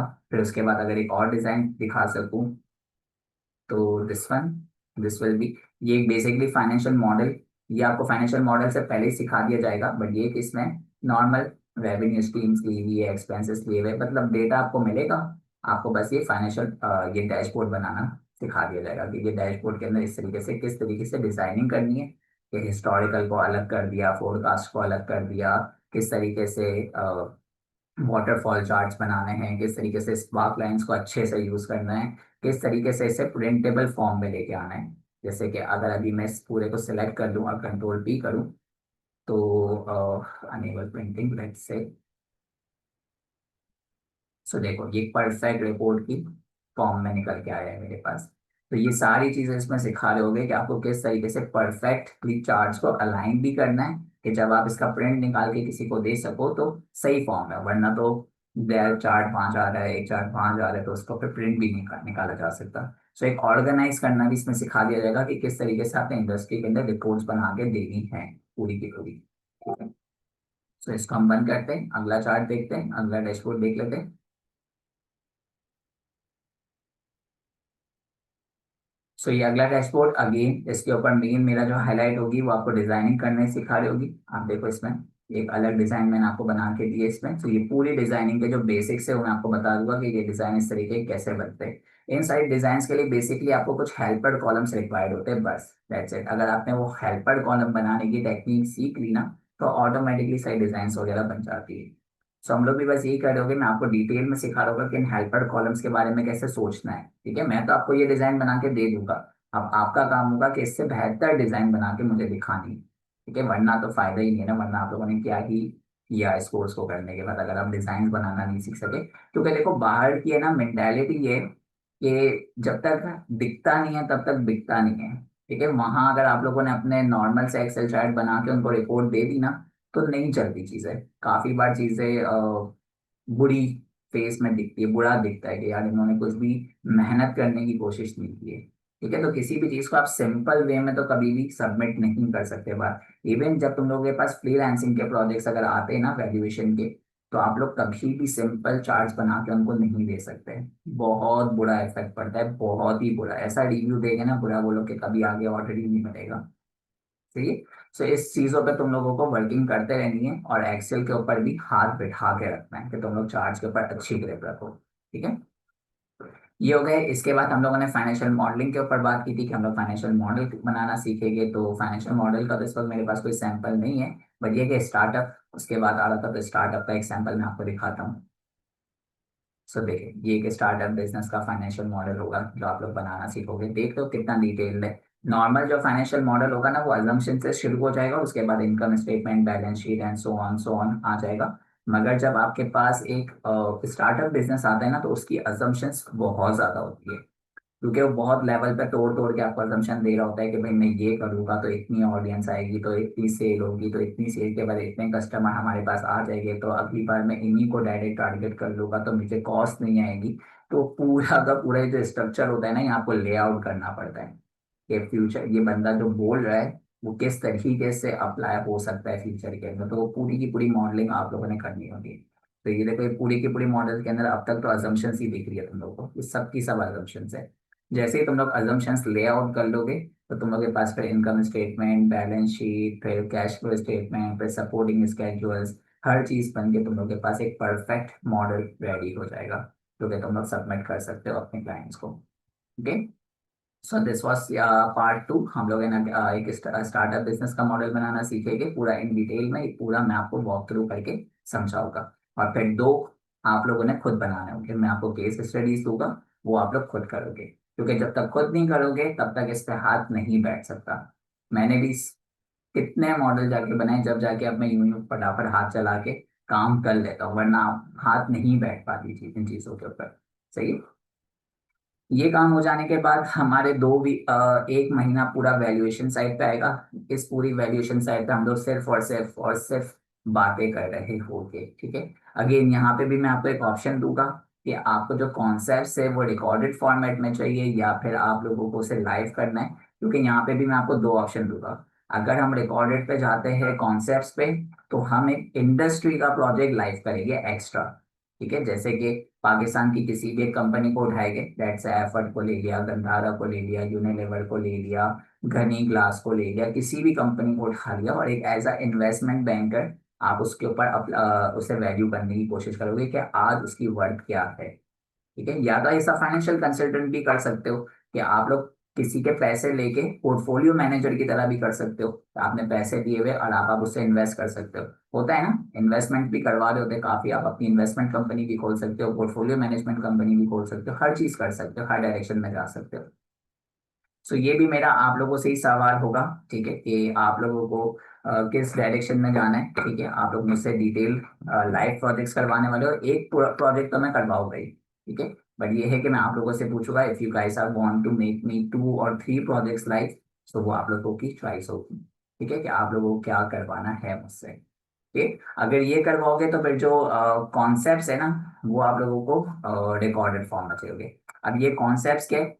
ये कॉन्सेप्ट में आपको हर एक चीज, जो कि रिस्क फ्री रेट हो गया या फिर डिस्काउंट रेट हो गया, डिस्काउंट रेट के अंदर ही बेसिकली रिस्क फ्री रेट आता है, तो equity premium rate, beta, cost of debt, ये किस तरीके से मार्केट के अंदर यूज हो रहा है। और वो जो मैंने आपको कहा ना, 10-10 टेक्निक, 5 टेक्निक्स मौजूद है, वो सारी की सारी टेक्निक्स में इसमें आपको सुना रहा होगा। अब इसका मसला ये है कि यहाँ पे थोड़ा सा बोरियत हो जाएगी आप लोगों को, मैं भी बोर हो जाता हूँ, आप मैं तो चलो बोर, मेरा तो काम ही है कि मुझे बोलना है और आप लोगों ने सुनना है। मगर ये कि कितने कॉन्सेप्ट सुनोगे, एक टेक्निक ये है, एक टेक्निक ये, एक टेक्निक ये, वो क्लास बोलने बोलने में 2.5-3 घंटे निकल जाएंगे, आराम से गायब हो जाएगी आपको समझाने में। सो ये आप लोगों के ऊपर है, क्या आप लोग ये मुझसे लाइव सुनना चाहते हो या इम्प्लीमेंट होते हुए डायरेक्टली देखना चाहते हो, और कॉन्सेप्ट्स आप लोग खुद सुन लोगे कि सर ने जो कर रहे इम्प्लीमेंट वो किस बेहाफ पे कर रहे। So again it will be your choice, बड़ी अभी नहीं करेंगे चॉइस, ये चॉइस हम लोग क्लास में जब सब साथ बैठेंगे, बात करेंगे, तब एक दूसरे का पर्सपेक्टिव जानने के बाद हम लोग ये डिसाइड करेंगे कि किस वे में आगे जाना है। क्योंकि देखो, कोर्स बहुत ज्यादा हैवी मैंने बनाया हुआ है, बहुत ही ज्यादा हैवी। इसको 200 घंटे भी दूंगा तो भी पूरा नहीं होगा, इतना हैवी है ये कंटेंट। जो मैं आपको पूरा रिकॉर्डेड भी दूंगा ना, उसको मिला के लगभग 200 घंटे का कंटेंट है ये।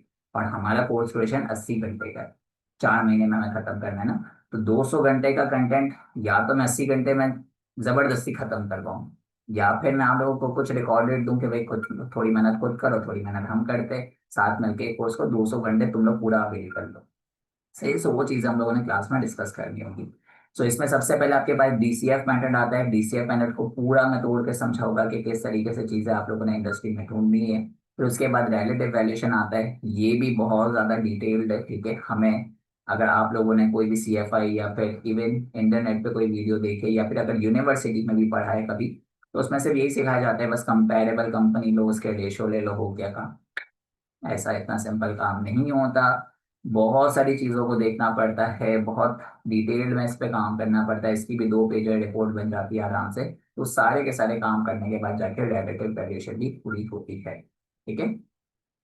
ये बन जाने के बाद हम लोग स्टार्ट करेंगे पावर पॉइंट के फंडामेंटल्स और रिपोर्ट राइटिंग। ठीक है। रिपोर्ट राइटिंग के बिना तो आपका काम चलेगा ही नहीं, मतलब कि रिपोर्ट राइटिंग में हम बेसिकली क्या सीख रहे होगे, देखो। ये वाली रिपोर्ट है ना, ये चेस सिक्योरिटीज के हमारे पार्टनर कंपनी है। ये चेस सिक्योरिटीज मतलब इनके जो CEO है वो हमारे साथ अलाइंड है। सो ये चेस सिक्योरिटीज की रिपोर्ट है, financial equity research report basically आप कह लो। इन्होंने प्रिडिक्ट किया है कि इसका क्या शेयर प्राइस होगा। सो 1,000 का शेयर प्राइस दिया इन्होंने गंधारा इंडस्ट्रीज का। तो ये रिपोर्ट देख रहे हो आप लोग। ये रिपोर्ट हम लोग रिपोर्ट राइटिंग में बनाना सीखेंगे कि आपने ये रिपोर्ट बना के किस तरीके से पब्लिश करना है। चार्ट्स वगैरह भी देखते जाओ तुम लोग साथ साथ। डिजाइन थीम पूरा किस तरीके से इन्होंने ट्रैक रखा है, किस तरीके से पूरी स्टोरी डिजाइन की है। कि इसका जो 1,000 रुपये का इन्होंने प्राइस दी होती है ना, उसे जस्टिफाई भी करना पड़ता है। ठीक है। आप ये लिख के पब्लिश कर दोगे कि 1,000 रुपये इसका शेयर प्राइस हो जाएगा, तो कोई आपको पैसे देके बोलेगा तो नहीं ना, चल लगा दे, तूने बोला 1,000 रुपये होगा तो होगा 1,000 रुपये। कोई आपके आप पे क्यों भरोसा करेगा। उसके पीछे की पूरी कहानी आपको बिल्ड करनी होती है, जो कि मैं आपको इस वैल्यूएशन के कॉन्सेप्ट्स वाली में सिखा रहा होगा चीजें। कि कहानी कैसे बिल्ड होती है, पूरी की पूरी कहानी। सो वो कहानी बिल्ड करके आप लोगों ने यहाँ तक पहुंचना होता है कि यार ये चीजें किस तरीके से आगे कंपनी क्या क्या करने वाली है, और उस बेहाफ पे इसका शेयर प्राइस ये होगा। तो अभी जैसे कि अगर गंधारा की बात की जाए, तो गंधारा ने अभी नया प्रोडक्ट लॉन्च किया था, डी मैक्स, जो इनकी कार आई है। तो उसके बेस पे कहा जा रहा है कि इसकी जो प्राइस है वो 1,000 रुपये पे जाएगी। कब जाएगी? By the end of December 2025 1,000 रुपये पे इसकी प्राइस पहुंच जाएगी। ठीक है। सारे मैट्रिक्स भी दिए थे। करंट शेयर प्राइस जब ये बनी थी तब 764 था। अब आई थिंक 800 के आसपास पहुंच ही गया है। 764 पे था, फिर मार्केट गिरी थी, 600 पे गया था, फिर उसके बाद अभी 1,000 रुपये पे। अगर देखो, अगर आप लोग खुद भी स्टॉक में इन्वेस्ट करना है ना, खुद का स्टॉक इन्वेस्टमेंट भी पूरी बनानी है, तो आप लोग इजीली कर सकते हो। देख के अपनी खुद की रिपोर्ट बना के खुद बताओ कि भाई मैं क्या इन्वेस्ट कर रहा हूँ, वहाँ क्या होने वाला है फ्यूचर में, तो आप खुद के भी बजट एलोकेट कर सकते हो इस पे। चलिए भाई, पूरी की पूरी जो रिपोर्ट बनाई गई है ना, ये वाली रिपोर्ट आप लोगों को बनाना सिखाई जाएगी। आप देखो, अगर आप किसी इन्वेस्टमेंट बैंकिंग पे जाते हो तो ये रिपोर्ट आपको बनी बनाई मिलेगी, मतलब ये आप नहीं बनाओगे।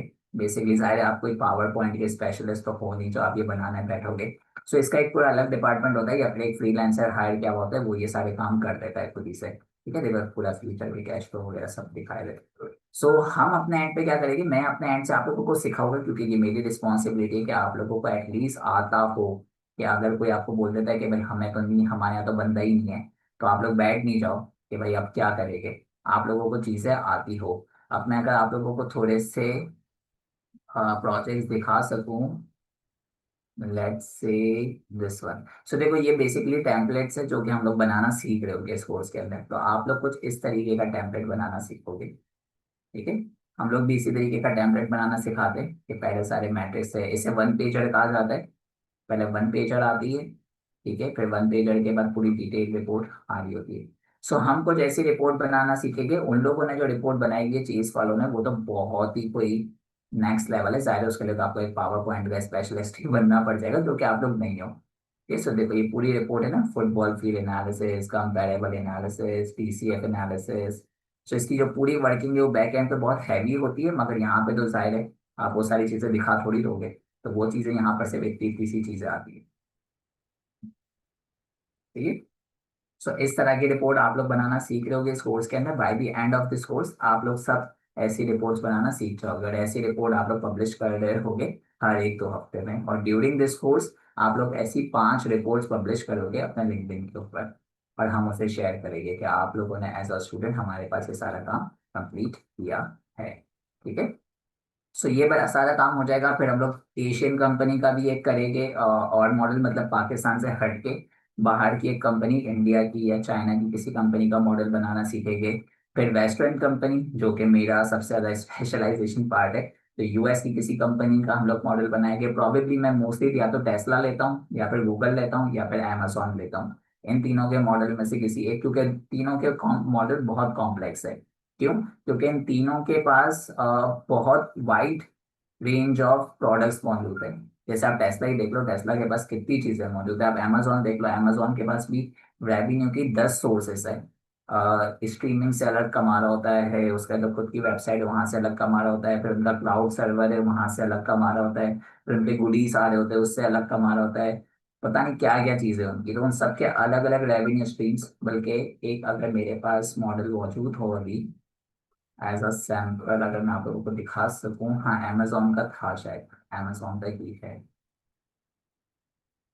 तो देखो by the end of this course तुम लोग एक हैवी मॉडल जब बात आएगी ना, बहुत हैवी मॉडल जो कि हर एक के बस की बात नहीं होगी, तो कुछ इस तरीके का मॉडल तुम लोग बना रहे होगे।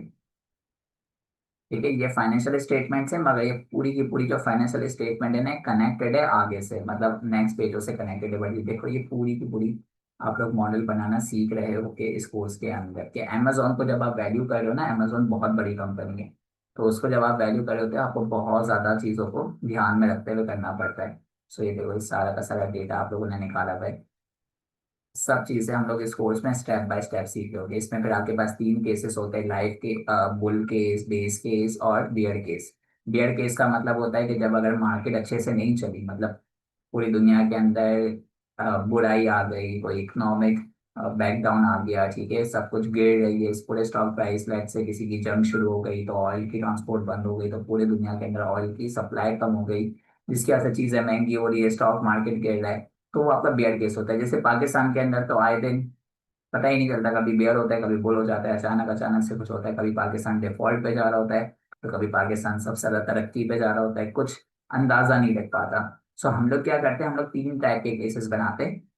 एक बियर बनाते हैं, एक बुल बनाते हैं और एक बेस केस बनाते हैं। बेस केस के हमें क्या लग रहा है फ्यूचर में क्या होगा, बुल केस मतलब कि अगर चीजें एक्स्ट्रा ऑर्डिनरी हो गई, मार्केट ने बहुत बूस्ट मार दिया, लोगों ने बहुत पैसा लगाना शुरू कर दिया मार्केट पे, तो उसमें क्या होगा कंपनी के साथ। और अगर बियर केस हुआ कि कंपनी ने बिल्कुल अच्छा परफॉर्म नहीं किया, मार्केट भी गिर रही है, इकोनॉमी बिल्कुल स्लो डाउन हो गई है, तो उस केस में कंपनी की क्या वैल्यू बनेगी। तो हम लोग एक पूरा का पूरा एक उसको एक रेंज देते हैं। हम एक स्पेसिफिक प्राइस नहीं देते, हम रेंज देते कि कंपनी की जो प्राइस है वो इसके बीच में कहीं फॉल करेगी, अगर बुराई आई तो, अच्छाई आई तो, और बीच में रहा तो क्या होगा कंपनी के साथ। तो ये सब हम लोग इस कोर्स के अंदर सीख रहे हो कि इन डिटेल के अंदर। अब आप लोग खुद देख लो कंटेंट कितना है। तो इस कंटेंट को पूरा अगर तुम लोगों को कवर करवाना है लाइव, ये पूरी जो रिपोर्ट्स वगैरह बनाना अगर लाइव कवर करवानी है ना, तो कॉन्सेप्चुअल जो चीजें ना, जो थ्योरी वाली चीजें, वो तुम लोगों को रिकॉर्डेड साइट पे जाना पड़ेगा। So that will be your choice. ठीक है, अगर बोलते हो तो लाइव पढ़ाऊंगा, अगर बोलते हो कि सर पढ़ा दो हमें ये ज्यादा सीखने में इंटरेस्ट है, तो मैं ये लाइव सिखा दूंगा, मेरे मुझे कोई फर्क नहीं पड़ेगा, मैं जो बोलोगे मैं उस हिसाब से मेरे अकॉर्डिंग। तुम लोग जितना प्रैक्टिकल काम करोगे ना, उतना तुम लोगों के लिए बेहतर है। वरना कॉन्सेप्ट को पकड़ के क्या करोगे, मतलब कॉन्सेप्ट ये नहीं है, कॉन्सेप्ट तुम्हें इंटरव्यू में बहुत, मैंने जो कॉन्सेप्ट दिए वो इंटरव्यू में तुम्हें बहुत आगे लेके जा सकते हैं, बहुत इजीली तुम किसी को भी, मतलब पाकिस्तान में भी देख लो ना, तुम किसी फाइनेंस कंपनी में जा रहे हो, उसने भी अगर एमबीए या फिर सीएफए किया हुआ है तो उसको सिर्फ उतना ही पता है जितना उसमें बताया गया है। अब तुम जाके इंटरव्यू में ये कह दो कि भाई अकॉर्ड, मतलब वो लोग पूछे कि इक्विटी प्रीमियम निकालने का सबसे बेस्ट तरीका कौन सा है, तो आप स्टैंडर्ड जवाब ही होता है कि भाई कोवेरियंस के थ्रू निकाला जाता है। बट आप बोलो कि कोवेरियंस के थ्रू, मगर इसके अलावा भी मार्केट के अंदर बहुत सारी अप्रोचेस मौजूद है जो कि डिपेंड कर रही होती है कंट्री वाइज और इंडस्ट्री स्पेसिफिक वाइज और बिजनेस टाइप के अकॉर्डिंगली, जिसके अंदर आप लोगों के पास सबसे पहली टेक्निक आती है ये है, दूसरी टेक्निक आती है ये होती है।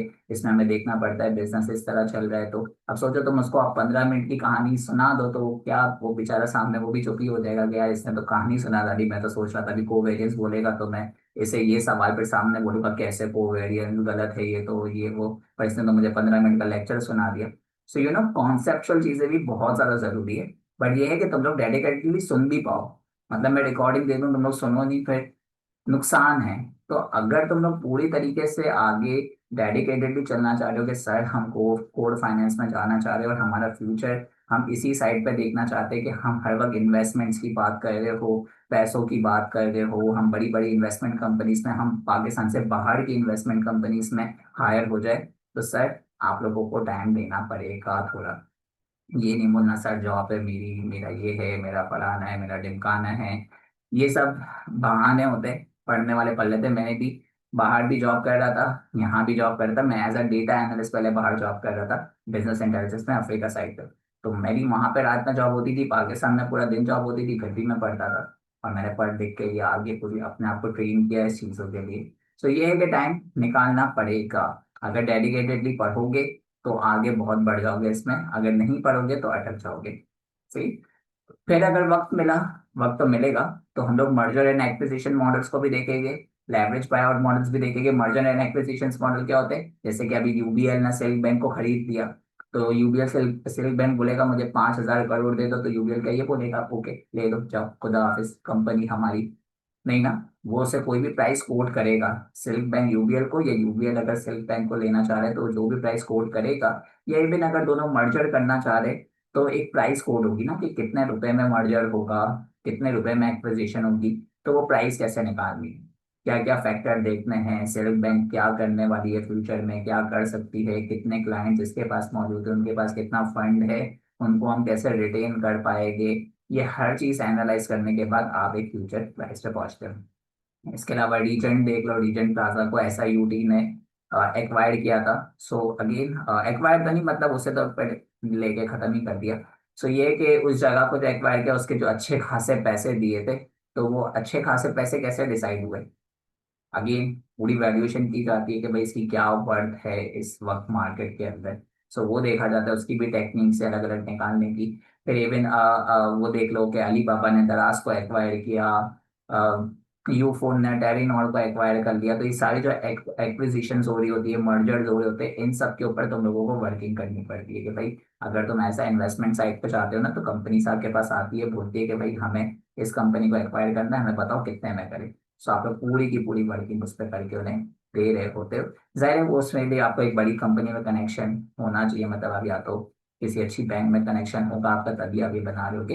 किसी बड़ी इन्वेस्टमेंट बैंक में अगर आप हायर्ड हो गए तो वहां पे आप ये काम कर रहे होगे। मर्जर है मतलब ये, आप एज अ कंसल्टेंट नहीं कर सकते। एज अ कंसल्टेंट कोई आपके पास आके नहीं बोलेगा बताओ हमें सिल्क बैंक को एक्वायर करना है तो क्या होगा। तो एज अ कंसल्टेंट तो ये फील्ड आपकी नहीं है। लेवरेज बाय आउट भी आप नहीं कर पाओगे। ठीक है, leverage buy out basically debt से, जो लोन होती है ना, उससे बहुत बड़े बड़ी एक्विजिशंस कर लेना, या फिर उससे बहुत बड़ी बड़ी इन्वेस्टमेंट्स कर देना, तो वो लेवरेज बाय आउट मॉडल होता है। ठीक है, इसका भी मैं आप लोगों को रिफ्लेक्शन दिखा देता हूँ। सो मर्जर मॉडल्स कुछ इस तरीके के दिखते हैं। ये भी हम इस कोर्स में सीख रहे होंगे। ठीक है, आप लोग खुद देख लो कितनी ज्यादा चीजें मौजूद है। तो मर्जर मॉडल्स का कुछ इस तरीके से एक मॉडल बनता है, इसमें प्रो फोर्मा और प्री फोर्मा बैलेंस शीट्स बनाई जा रही होती है, एक्वायरर की भी और टारगेट की भी, कि किस टारगेट पे हमें लेना है, उसकी क्या बैलेंस शीट इस वक्त मौजूद है, फिर हमें फ्यूचर में क्या क्या बेनिफिट्स होंगे, वो पूरा का पूरा मॉडल इसमें डिजाइन किया जाता है। फिर इसमें हम ये भी देख रहे होते हैं कि हमें ना क्या कहते हैं, इससे कितना फायदे हो सकते हैं।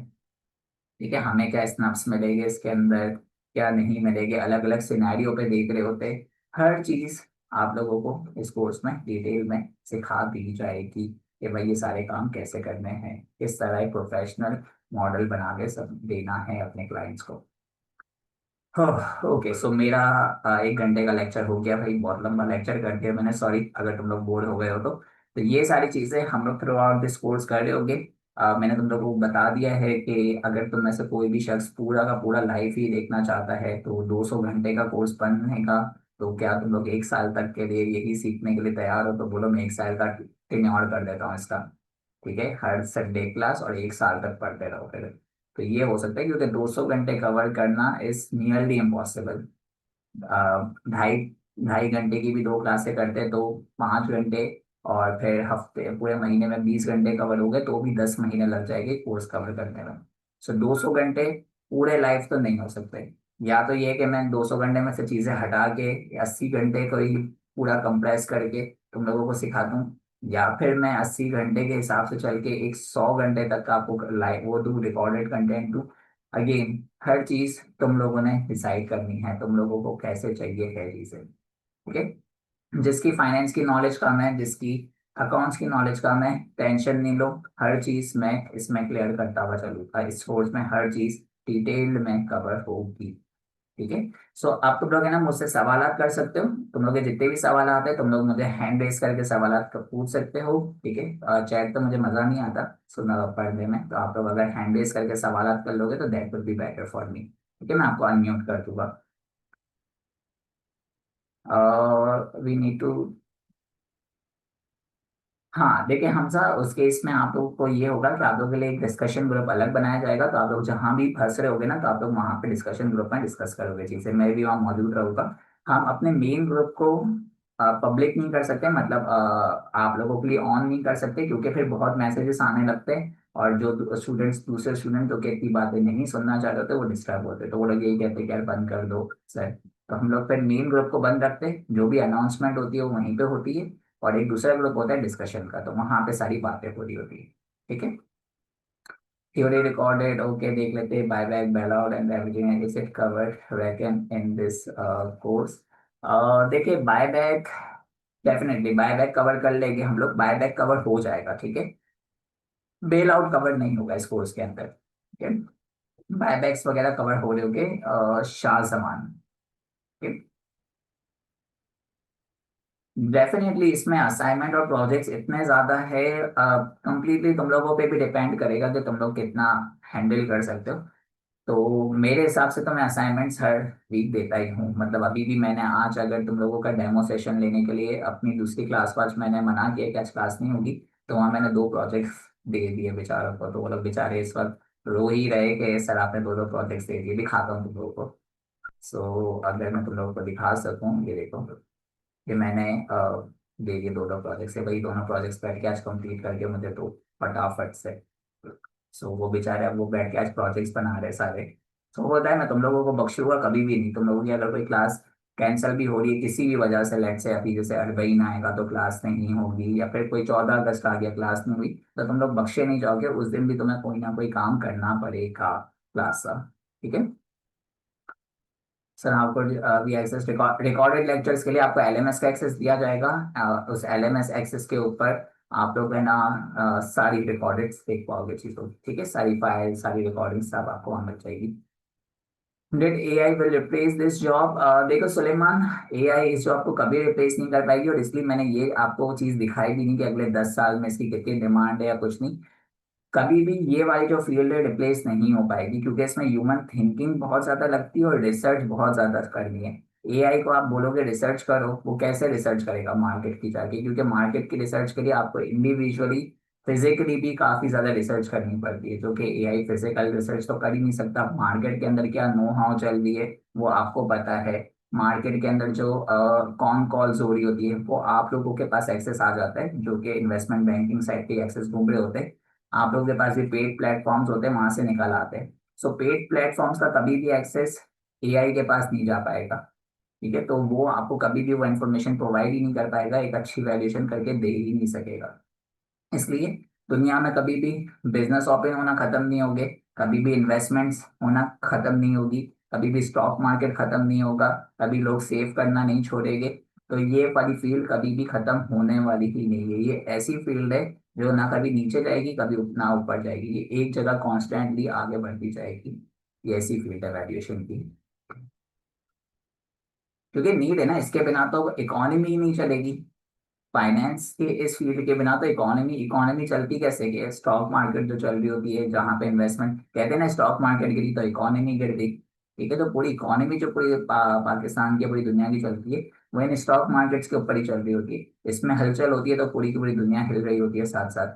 समझे? सो ये वाली फील्ड कभी भी रिप्लेस नहीं हो सकती, और इसलिए इसे कोर फाइनेंस कहा जाता है कि इस वाली फील्ड के अंदर आप लोग इजीली ग्रो करते रहोगे, कोई आपको एआई का डर या फिर किसी भी चीज का डर नहीं होगा कि क्या आगे होगा हमारे साथ।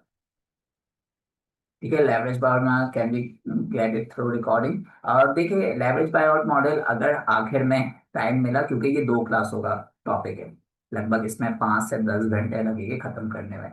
सो इन केस अगर आखिर में टाइम मिला तो हम we can cover it online live, मतलब otherwise we can use a recording. ठीक है, या फिर हम लोग कुछ डिस्कशन कर लेंगे इसके ऊपर। ओके,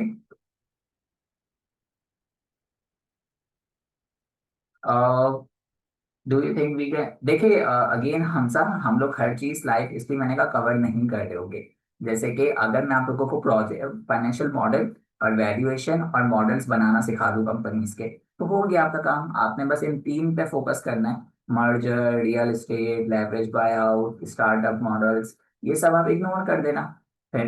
ठीक है, आपके तीन कॉन्सेप्ट ज्यादा मेन होने चाहिए वैल्यूएशन का। हाँ, कंपनी की वैल्यूएशन किस तरीके से होगी, रियलिस्टिक वाली, प्रैक्टिकल वाली, और आपके फाइनेंशियल मॉडल किस तरीके से बनते हैं। ठीक है, अगर ये तीन चीजें आपको आ गई है तो you are good to go. आप लोगों को फिर और ज्यादा कंटेंट पे बहुत ज्यादा फोकस नहीं करना, आप उसी के ऊपर प्रैक्टिस प्रैक्टिस प्रैक्टिस कर सकते हो। ठीक है, leverage buyout models, merger models, real estate models, इन सब के कोई मार्क्स नहीं होंगे। ठीक है, आपके जो मार्क्स होंगे, जिस बेसिस पे आपको सर्टिफिकेशन मिलेगी, वो आपके प्रैक्टिकल प्रोजेक्ट्स के ऊपर मिलेगी। मतलब तीन कंपनीज की तो हम करेंगे ही करेंगे, पाकिस्तान की एक कंपनी, एक इंडिया की कंपनी और एक यूएसए की कंपनी। तो इन तीनों की जो आप लोग रिपोर्ट बना के दोगे ना, उस पर आपकी मार्किंग होगी और उसी के बेस पे आप लोगों को सर्टिफिकेशन इशू किया जाएगा कि आपको मिलना चाहिए कि नहीं मिलना चाहिए। ओके।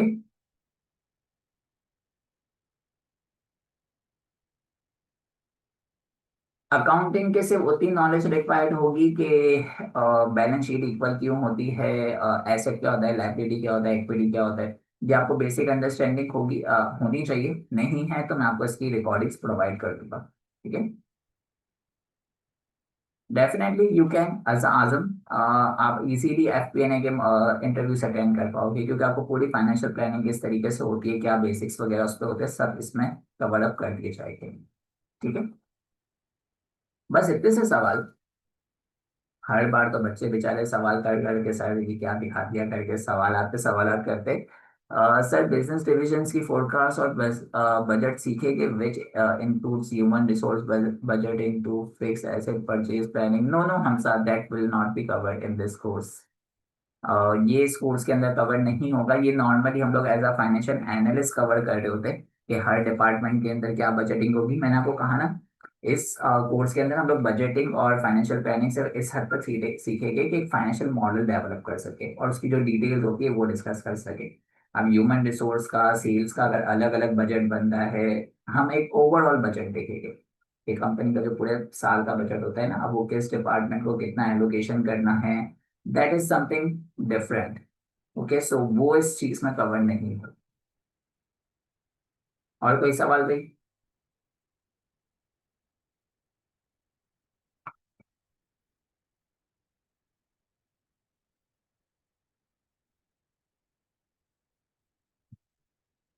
अच्छा देखो, नो, क्लासेस नेक्स्ट वीक से स्टार्ट होगी सैटरडे संडे को। ठीक है, सैटरडे संडे 3 से 5:30 तक आप लोगों की क्लासें हुआ करेगी। अच्छा देखो, अब हम लोगों की तरफ से तुम लोगों को मजीद क्या हेल्प मिलेगी वो भी सुनते हुए जाओ। एक तो तुम लोगों को सबसे ज्यादा रियलिस्टिक चीज सीखने को मिली जो पूरे पाकिस्तान में और इस वक्त पूरे वेस्टर्न साइड पे भी तुम लोगों को कहीं नहीं सीखने को मिलेगी। मतलब तोड़ तोड़ के तो सीखने को मिल सकती है कि किसी साइड से कुछ सीख लिया, किसी कंपनी से कुछ सीख लिया, बट एक जगह से नहीं सीखने को मिलेगी, और उर्दू में तो बिल्कुल भी नहीं सीखने को मिलेगी। सो एक तो तुम्हें सबसे बड़ा बेनिफिट ये है इस कोर्स से।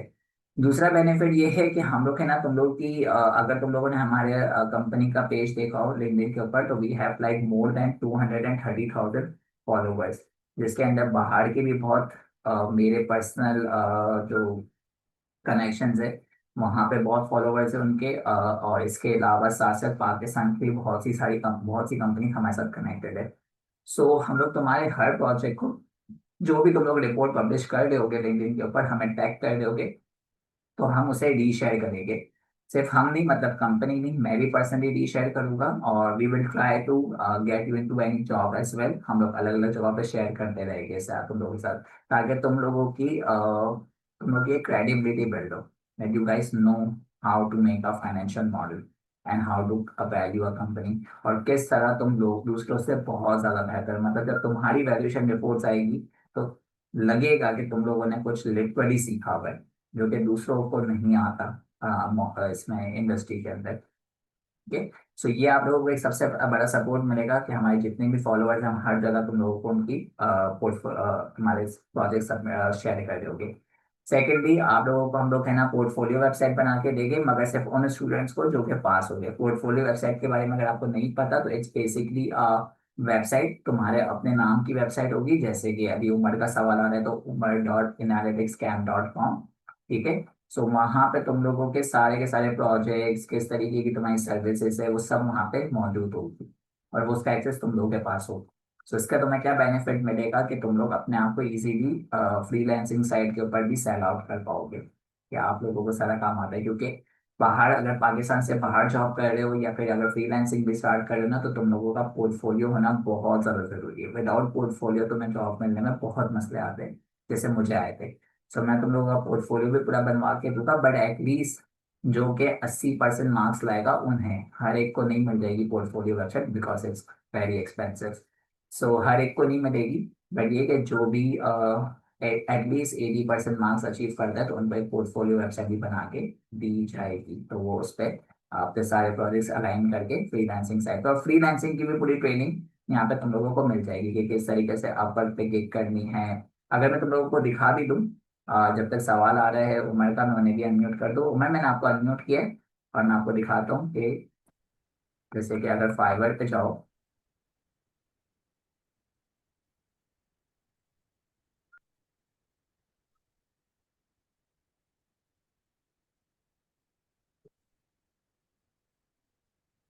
हाँ उमर, अपने आप को अनम्यूट करो। जी सर, मैंने कर दिया सर। मैं आपका वेट कर रहा था, आप उसको फिनिश कर ले, फिर मैं कैरी ऑन करता हूँ। ओके, सो ये देखो, इन्होंने भी जो अभी मैं तुम लोगों को सारी चीजें दिखाई ना, फाइनेंशियल मॉडल, फोरकास्ट, प्रोजेक्शंस, ये सब चीजें तुम लोग इस कोर्स में सीख रहे होगे, तो इसके 17,000 चार्ज कर रहे हैं। और इसको अच्छे खासे ऑर्डर्स रिसीव हुए हुए और रेटिंग बेचारी की बहुत बुरी है, मतलब तुम इससे अच्छा ही काम करोगे। पूरा का पूरा business plan with financial model. तो ये मार्केटिंग वाली साइड भी थोड़ी कवर्ड है, तो इसको छोड़ दो। ये देखो, अगेन फाइनेंशियल मॉडल, अगेन पूरा बजटिंग और प्रोजेक्शन मॉडल पूरा बनाना सिखाया जाएगा। और देखो इनका कितना फजूल लग रहा है, देख लो इनका चार्ट देखो। अब तुम सोचो अपने आप को कि तुम लोग इससे किस लेवल की तुम लोग चीजें डिलीवर करोगे। तुम्हारा पोर्टफोलियो जब यहाँ पे लगेगा तो इसका तुम्हें क्या इफेक्ट मिल सकता है। और ये जो 17,000 11,000 भी ले रहे हैं, ये इनका बेसिक सा मॉडल है। देखो क्या है ये, review your current model and recommendation, बस, नथिंग एल्स। सो अगर प्रीमियम पे जाओगे तो 1 लाख रुपए में ये पूरा बना के देते हैं तुम्हें मॉडल, जिसमें burn rate, gap model, valuation, funding, consultation, हर चीज उसमें शामिल होती है। तो ये सब चीजें तुम लोग by the end of this course तुम्हें आता होगा कि तुम्हें सारी चीजें करना आती है, और बहुत बेहतर वे में करना आती होगी जितनी दूसरों को नहीं आती मार्केट के अंदर। सब चीजें तुम्हें आती होगी। इसका भी यही है, आपका मॉडल देखेगा खाली ये बंदा। और प्रीमियम पे जाओगे तो 1.5 लाख रुपए में यहाँ पे स्टार्टअप का मॉडल देखो। ये स्टार्टअप में कह रहा था ना, स्टार्टअप के मॉडल की बहुत ज्यादा डिमांड है भाई। स्टार्टअप जब से स्टार्टअप पाकिस्तान और shark tank Pakistan, shark tank India, USA चल रहा है, स्टार्टअप बहुत खुल रहे हैं, बहुत ज्यादा। और स्टार्टअप बिजनेस किसी इन्वेस्टमेंट बैंक के पास नहीं जाते अपना मॉडल बनवाने, वो तुम लोगों के पास आता है एज अ फ्रीलांसर। इवन अगर अभी मैं बता सकूं तो मैं, आई डोंट थिंक, चलो बता देता हूँ। जब अभी मैं टेक्सलो में काम कर रहा हूँ तो एक और वैल्यूएशन साइट अभी खुल के आई है हमारे पास, अभी बहुत ज्यादा इस पे जोर आया है। That is divorce valuation. ठीक है, जो तलाकें हो रही है ना, उसकी भी बाहर वैल्यूएशन अब हो रही है। क्योंकि जाहिर है बाहर पाकिस्तान में तो नहीं सही, मगर बाहर तो रूल है कि एलिमनी बनती है। मुझे उसका नाम भी सही से बोलना नहीं आता, पता नहीं क्या नाम होता है। एलिमनी बनती है और लड़की को आधा देना पड़ता है, कुछ होता है। तो अब वो जो लड़की को आधा देना है, अगर एक सीईओ है, ठीक है, और उसकी जो वर्थ है वो 100 200 करोड़ रुपए है, तो वो क्या 100 करोड़ दे देगा 200 में से आधी? नहीं, तो उसकी भी पूरी वैल्यूएशन होती है कि भाई उसको कितनी उसकी एक्चुअल वर्थ है, क्या उसकी असल वैल्यू इस बंदे की, उसके एसेट्स की, और फिर उससे वो दिया जा रहा है। तो ये भी अभी हमने मॉडल्स बनाए हैं। सो ऑब्वियसली बहुत बुरे मॉडल्स है, ऐसे काम तो करने नहीं चाहिए, पर बाहर ये बहुत कॉमन है। जब से वो पायरेट्स ऑफ द कैरेबियन के एक्टर का जब से वो बना था, पूरा का पूरा सिनेरियो आया था और वो बहुत हिट हुआ था, उसके बाद से ये बहुत चीजें हवा में उड़ रही है। तो काफी इस पे भी अब बात आ रही है। तो ये सारी चीजें ना मार्केट में बहुत इन है, और इसके बहुत चार्जेस लिए जा रहे हैं। आप तो खुद देख लो, सिर्फ 1.5 लाख रुपए ले रहे एक मॉडल बनाने का, और इसको 391 ऑर्डर्स मिल चुके हैं। जाहिर है किसी ने अपना रिव्यू थोड़ी करवाया होगा, या तो ये करवाया है या फिर ये करवाया है, इन दोनों में से ही कोई एक करवाया है। तो 391 ऑर्डर्स मिल गए इसको इसी चीज के ऊपर खाली। ठीक है, ये है क्या, इन्वेस्टमेंट बैंक करे, सिंपल।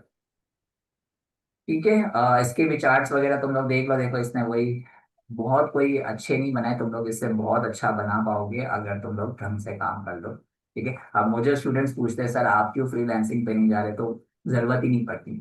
मतलब बाहर इतना काम आ जाता है कि जरूरत ही नहीं पड़ी होती कि आप फ्रीलांसिंग पे जाके अपनी एक अलग गिग बना के रखो या कुछ करो, जरूरत ही नहीं पड़ी होती। अगर आपको बाहर जॉब मिल गई तो ये सारे आपके लिए फिर कुछ भी नंबर्स नहीं होंगे। आपको बाहर ही अच्छा खासा काम मिल जाता है, हर रिपोर्ट का अच्छा खासा आप लोगों को खुद को भी हिस्सा मिल रहा होता है इन चीज़ों पे। इस हर चीज़ देखो, रियल एस्टेट का भी बिक रहा है यहाँ पे। आप लोग चाहो तो खुद के भी मॉडल्स बना सकते हो, जैसे कि ये रियल एस्टेट का बना रहे हैं तो आप किसी फर्टिलाइजर कंपनी के बना के रख सकते हो कि भाई मैं स्पेसिफिकली फर्टिलाइजर कंपनी को बना के दे सकता हूँ। सो आप स्पेसिफिकली किसी कंपनी का भी बना के बेच सकते हो। ठीक है, देखो हर जगह यही रेट सिस्टम चल रहा होगा। 36 इसका सस्ता है फिर भी, पर ये क्या बहुत सिंपल चीज़ें बना के दे रहा है। Okay guys, so freelancing site पे भी कुछ नहीं तुम लोग फ्रीलांसिंग तो कर ही पाओगे। अगर तुम लोग सोचते हो कि सर अगर हमारा फिर भी कुछ ना हो सका है सब सीख लेने के बाद, वैसे मैं तो नहीं मानता कि अगर आप लोग उतने इसको अच्छे से सीख लिया तो कुछ नहीं हो पाएगा आपका। तो ये है कि आप लोग डेफिनेटली कुछ ना कुछ इसमें आगे बढ़ जाओगे।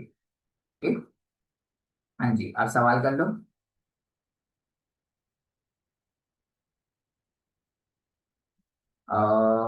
उमर आप सवाल कर लो, मैं आपको अनम्यूट कर देता हूँ। और बाकी भी किसी को सवाल है तो हैंड रेस करो भाई, टेंशन ना लिया करो, सवाल करना सीखो, वरना इस कोर्स से कुछ नहीं सीख पाओगे। सवाल करो मुझसे। जी सर, मेरा क्वेश्चन ये है कि जब मैं लिंक्डइन के ऊपर एज फाइनेंशियल एनालिस्ट की जॉब देखता हूँ, तो मैंने हम्म। कोर फाइनेंसिंग में एमएस किया हुआ है। तो सर लिंक्डइन के ऊपर जो मोस्टली फाइनेंशियल एनालिस्ट की जॉब आ रही होती है, उसकी फर्स्ट लाइन लिखी हुई होती है maintaining ledger, preparing financial statement, bank reconciliation. Sir हम तो अकाउंटेंट तो नहीं है सर, आई मीन कि हमें इतनी ज़्यादा नॉलेज है, हमें आईएफआरएस की अकाउंटिंग की एक्वायर नहीं होता, क्योंकि ऑब्वियसली फाइनेंस की डिफरेंट फील्ड है। बस as a financial analyst do you think कि हमें आईएफआरएस वगैरह फाइनेंशियल स्टेटमेंट बनाने आने चाहिए, ये सब चीज़ों की ज़रूरत है या नहीं? नहीं बिल्कुल भी हमजा, सॉरी उमर, हमें ना एज अ फाइनेंशियल एनालिस्ट, ये पाकिस्तान के अंदर सबसे बड़ा इशू है कि पाकिस्तान के अंदर फाइनेंशियल एनालिस्ट से एनुअल रिपोर्ट्स भी बनवाई जाती है, अकाउंटिंग के भी काम करवाए जाते हैं, बजटिंग भी करवाई जाती है, हर चीज करवाई जाती है। एग्जैक्टली एग्जैक्टली, ये ट्रू। तो ये अगेन वही बात आती है कि ये फाइनेंशियल एनालिस्ट आप अगर उस किसी एक स्पेसिफिक फर्म में जा रहे हो ना, जो कि इन्वेस्टमेंट से जिनका कोई ताल्लुक नहीं है, तो वहां पे फिर यही काम आपसे करवाए जाते हैं एज अ फाइनेंशियल एनालिस्ट। मगर अगर आप किसी एक स्पेसिफिक इन्वेस्टमेंट कंपनी को देखोगे या सिक्योरिटीज कंपनीज को देखोगे ना, तो वहां पे इसका नाम वैल्यूएशन एनालिस्ट होता है, या फिर इन्वेस्टमेंट बैंकर होता है, या फिर इन्वेस्टमेंट एनालिस्ट होता है, या फिर फाइनेंशियल एनालिस्ट भी रखते हैं। मगर उनकी अगर तुम जॉब डिस्क्रिप्शन देखोगे ना, वो सिर्फ एक ही चीज होगी, value the company, use exactly this sir, free exactly. Cash flow, ये सब। तो यही है कि अपना करियर पाथ जब आप डिसाइड कर रहे हो ना, तो इसमें इन नॉर्मल कंपनीज में फिर जाने का नहीं सोचो कि किसी आप एक नॉर्मल कंपनी, आप एक फाइनेंस ओरिएंटेड कंपनी में जाने का सोचो जिसका राइट काम सर। ही फाइनेंस का हो खाली। ठीक है। Right, thank you sir, thank you. Okay. Hamza का सवाल आ रहा है। हमजा मैंने आपको अनम्यूट कर दिया है, आप सवाल कर लो। जी अस्सलाम वालेकुम सर। वालेकुम जी अस्सलाम। सर वही उमर की क्वेश्चन को ही मैं थोड़ा सा वाइस वर्सा करूंगा कि जैसे वो फाइनेंस कोर फाइनेंस साइड पे, तो हम अकाउंटिंग साइड पे थे बेसिकली। तो अब मैंने अपने एक्सपीरियंस से ये सीखा है कि मेरा काम एज एन अकाउंटेंट स्टार्ट हुआ था, और जब मुझे करियर में फाइनेंस मैनेजर की पोजीशन मिली इन इन दी इंडस्ट्री, तो उसमें मुझे बहुत ज़्यादा ऐसा काम करना था एफपीएनए वाला, जो कि मुझे जिसमें मेरी एक्सपर्टीज नहीं थी। तो मैं एक हद तक तो मैं कर गया काम, लेकिन एक पॉइंट के बाद वो बहुत ज़्यादा ओवरवेलमिंग हो गया था और मुश्किल होती गई मेरे लिए, और काफ़ी टफ हो गया था मेरे लिए। तो उसमें मैं बेसिकली मेरा जो कोर्स ज्वाइन करने का मकसद है, जो मुझे क्लैरिफाई भी करना है आपसे, मैं एज एन एफपीएनए रोल के लिए टारगेट कर रहा हूँ। वो स्किल सीखना चाह रहा हूँ कि मैं इंडस्ट्री में अगर जाऊँ तो मेरे मतलब मेरा इतना हार्डकोर इन्वेस्टमेंट बैंकिंग की तरफ नहीं है, मेरा इंक्लिनेशन नहीं होगी, मुझे यूटिलिटी इतनी नज़र नहीं आ रही उसकी मेरे अपने उसके अंदर कॉन्टेक्स्ट के अंदर, अपनी जॉब के कॉन्टेक्स्ट के अंदर। तो फिर ये मेरे लिए कितना करामद होगा पता, मुझे तो लग रहा है कि शायद मैंने गलत कोर्स चूज कर लिया, क्योंकि कोर्स इन्वेस्टमेंट बैंकिंग की तरफ ये है, एमएनए एलबीओ वगैरह, जो कि मुझे नहीं लगता मैं दूर दूर तक चेक करूँ ये काम। तो क्या मैंने गलत कोर्स चूज किया? देखिए हमजा, अगर आपको एफपीएनए पे भी जाना है ना, तो एफपीएनए के अंदर भी आपको फाइनेंशियल मॉडल्स तो बनाना सीखने ही पड़ेंगे। विदाउट फाइनेंशियल मॉडल तो आप एफपीएनए को ही परफॉर्म नहीं कर पाओगे, ना बजटिंग कर पाओगे। जी सो जी, बजटिंग एंड फोरकास्टिंग मेरा कोर था कि मैं एक ये स्किल तो लूं कोर ही, लेकिन दूसरी चीजें भी आ जाए तो it's good, I mean it's good to have. Yes definitely, तो आप जब इस पहले 2 महीने के अंदर आपको पूरा बजटिंग साइड पे और एफपीएनए के और फाइनेंशियल मॉडल्स के आपको कोर्स सिखाए जा रहे होंगे ना, कि एक हैवी फाइनेंशियल मॉडल भी कैसे बनाया जाता है। अगर आप लेट से किसी मैन्युफैक्चरिंग कंपनी में भी लग गए तो वहां का भी अगर एफपीएनए बनाने जाओगे तो वो बहुत हार्ड होगा। उसके लिए आपको फिर काफी डिटेल ओरिएंटेड एक पूरा एफपीएनए बनाना पड़ेगा, बजटिंग भी जो करनी पड़ेगी वो काफी डिटेल ओरिएंटेड करनी पड़ेगी। सो ये सब एक इस कोर्स में कवर्ड है। मैंने ये कहा था कि specific department wise budgeting covered नहीं होगी इस कोर्स के अंदर, के एक सेल्स के अंदर कितना पैसा जाएगा, एचआर में कितना पैसा जाएगा, वो चीज अगर इतनी डिटेल ओरिएंटेड चाहिए तो वो इस कोर्स में कवर नहीं होगा कि किसको कितना बजट दिया जाएगा। वो आई थिंक थोड़ा सा डिफरेंट साइड पे भी चला जाता है, वो मैनेजरियल पर्सपेक्टिव से भी कुछ चीजें हो रही होती है। सो वो इस चीजों पे कवर अप नहीं हो पाएगी। बाकी ये कि आप मॉडलिंग वगैरह, एफपीएनए वगैरह, बजटिंग वगैरह इन डेप्थ इस कोर्स में सीख लोगे कि आपको हर चीज बनाना आती होगी और डिटेल ओरिएंटेड आती होगी। ओके, ठीक है। वकास और ऑन, मैंने आप दोनों को भी अनम्यूट कर दिए, दोनों एक एक करके सवाल कर लो। पहले वकास आप।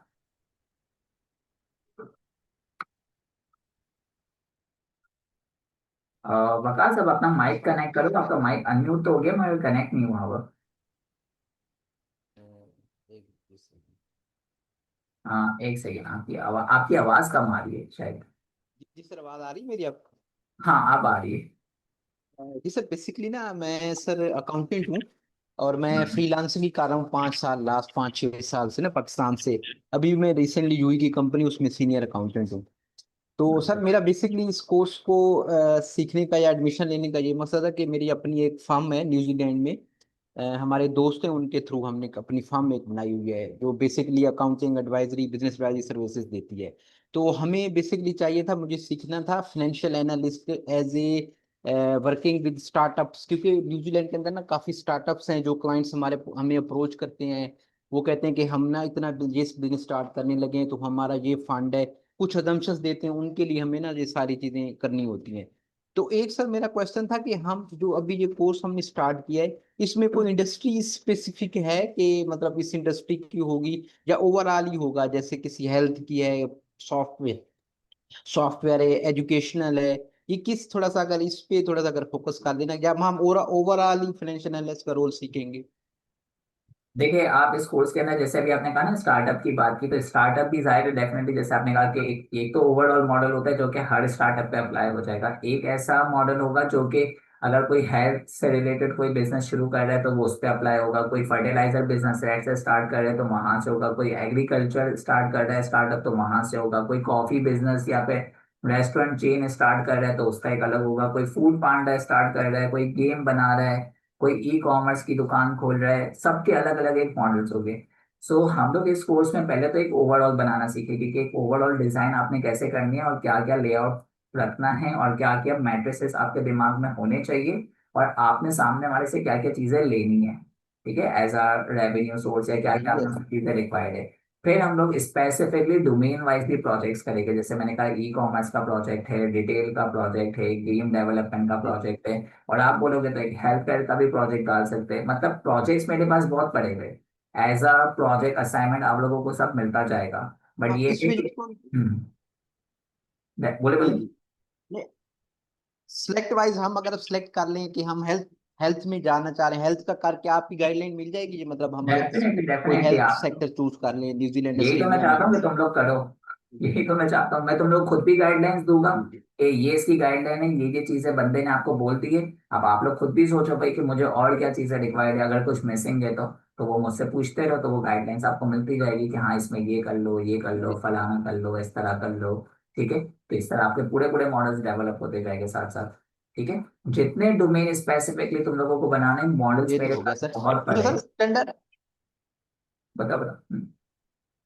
चलिए ये तो गुड हो गया सर, बहुत शुक्रिया आपका। दूसरा सर ये था कि ये, क्योंकि बेसिकली जब फाइनेंशियल एनालिस्ट में जाएंगे ना, तो हमें जब फ्यूचर कॉस्ट का करना होगा तो उसके लिए हमें स्टैंडर्ड्स भी होने हैं, IFRS 9, हम्म। A6, और इसी तरह में जो लोन के लिए वो भी हम उसको भी गो थ्रू होंगे, उसकी भी स्कोप और उसकी मेजरमेंट वगैरह उसकी भी नहीं देखो, एज अ वैल्यूएशन जो जब आप अकाउंटिंग करोगे ना तब बेसिकली आपको जो इतने जैसे। अकाउंटिंग स्टैंडर्ड्स को ध्यान में नहीं रखना होता है। जैसे कि लेट से हम लोग जो अकाउंटिंग करते हैं नॉर्मली, हम लोग का ना जब एनुअल्स बना रहे होते हैं तब हमें IFRS इन सब का ख्याल रखना पड़ता है क्योंकि ग्लोबली वो एक्सेप्टेबल होने चाहिए अकाउंट्स।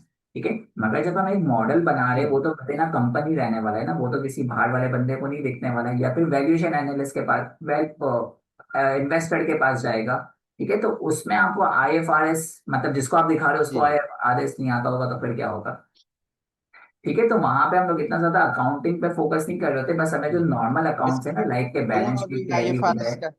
जी जी अगर नहीं भी आता है तो फर्क नहीं पड़ेगा। अगर आपको IFRS के बारे में कुछ नहीं पता, जो भी अकाउंटिंग स्टैंडर्ड्स है मार्केट के अंदर कोई भी अगर आपको नहीं पता है, जैसे गैप है, गैप के बारे में आपको नहीं पता, तो कुछ इससे फर्क नहीं पड़ेगा, क्योंकि आपके मॉडल के अंदर हम लोग सिर्फ एक सिंपल अकाउंट्स को फोकस कर रहे होते हैं, दैट इज कि आपकी बैलेंस शीट टैली हो जाए और कैश फ्लो स्टेटमेंट पूरी डायनामिक हो और इनकम स्टेटमेंट कंप्लीटली डायनामिक जी हो, बस, और सब कनेक्टेड हो एक दूसरे से, ठीक है। जी सर ने मैं IFRS का मैंने किया हुआ सर्टिफिकेशन है सर मेरे पास यूके की ना, मैंने चलो की तो हुई है तुम्हारे उसको। तो बेहतरीन हो जाएगा। जी जी चल ओके, चलो। बहुत शुक्रिया सर आपका, इंशाल्लाह बहुत काम आएगी सर आपकी चीजें। ओके, ऑन, आप अपने आप को अनम्यूट कर लो।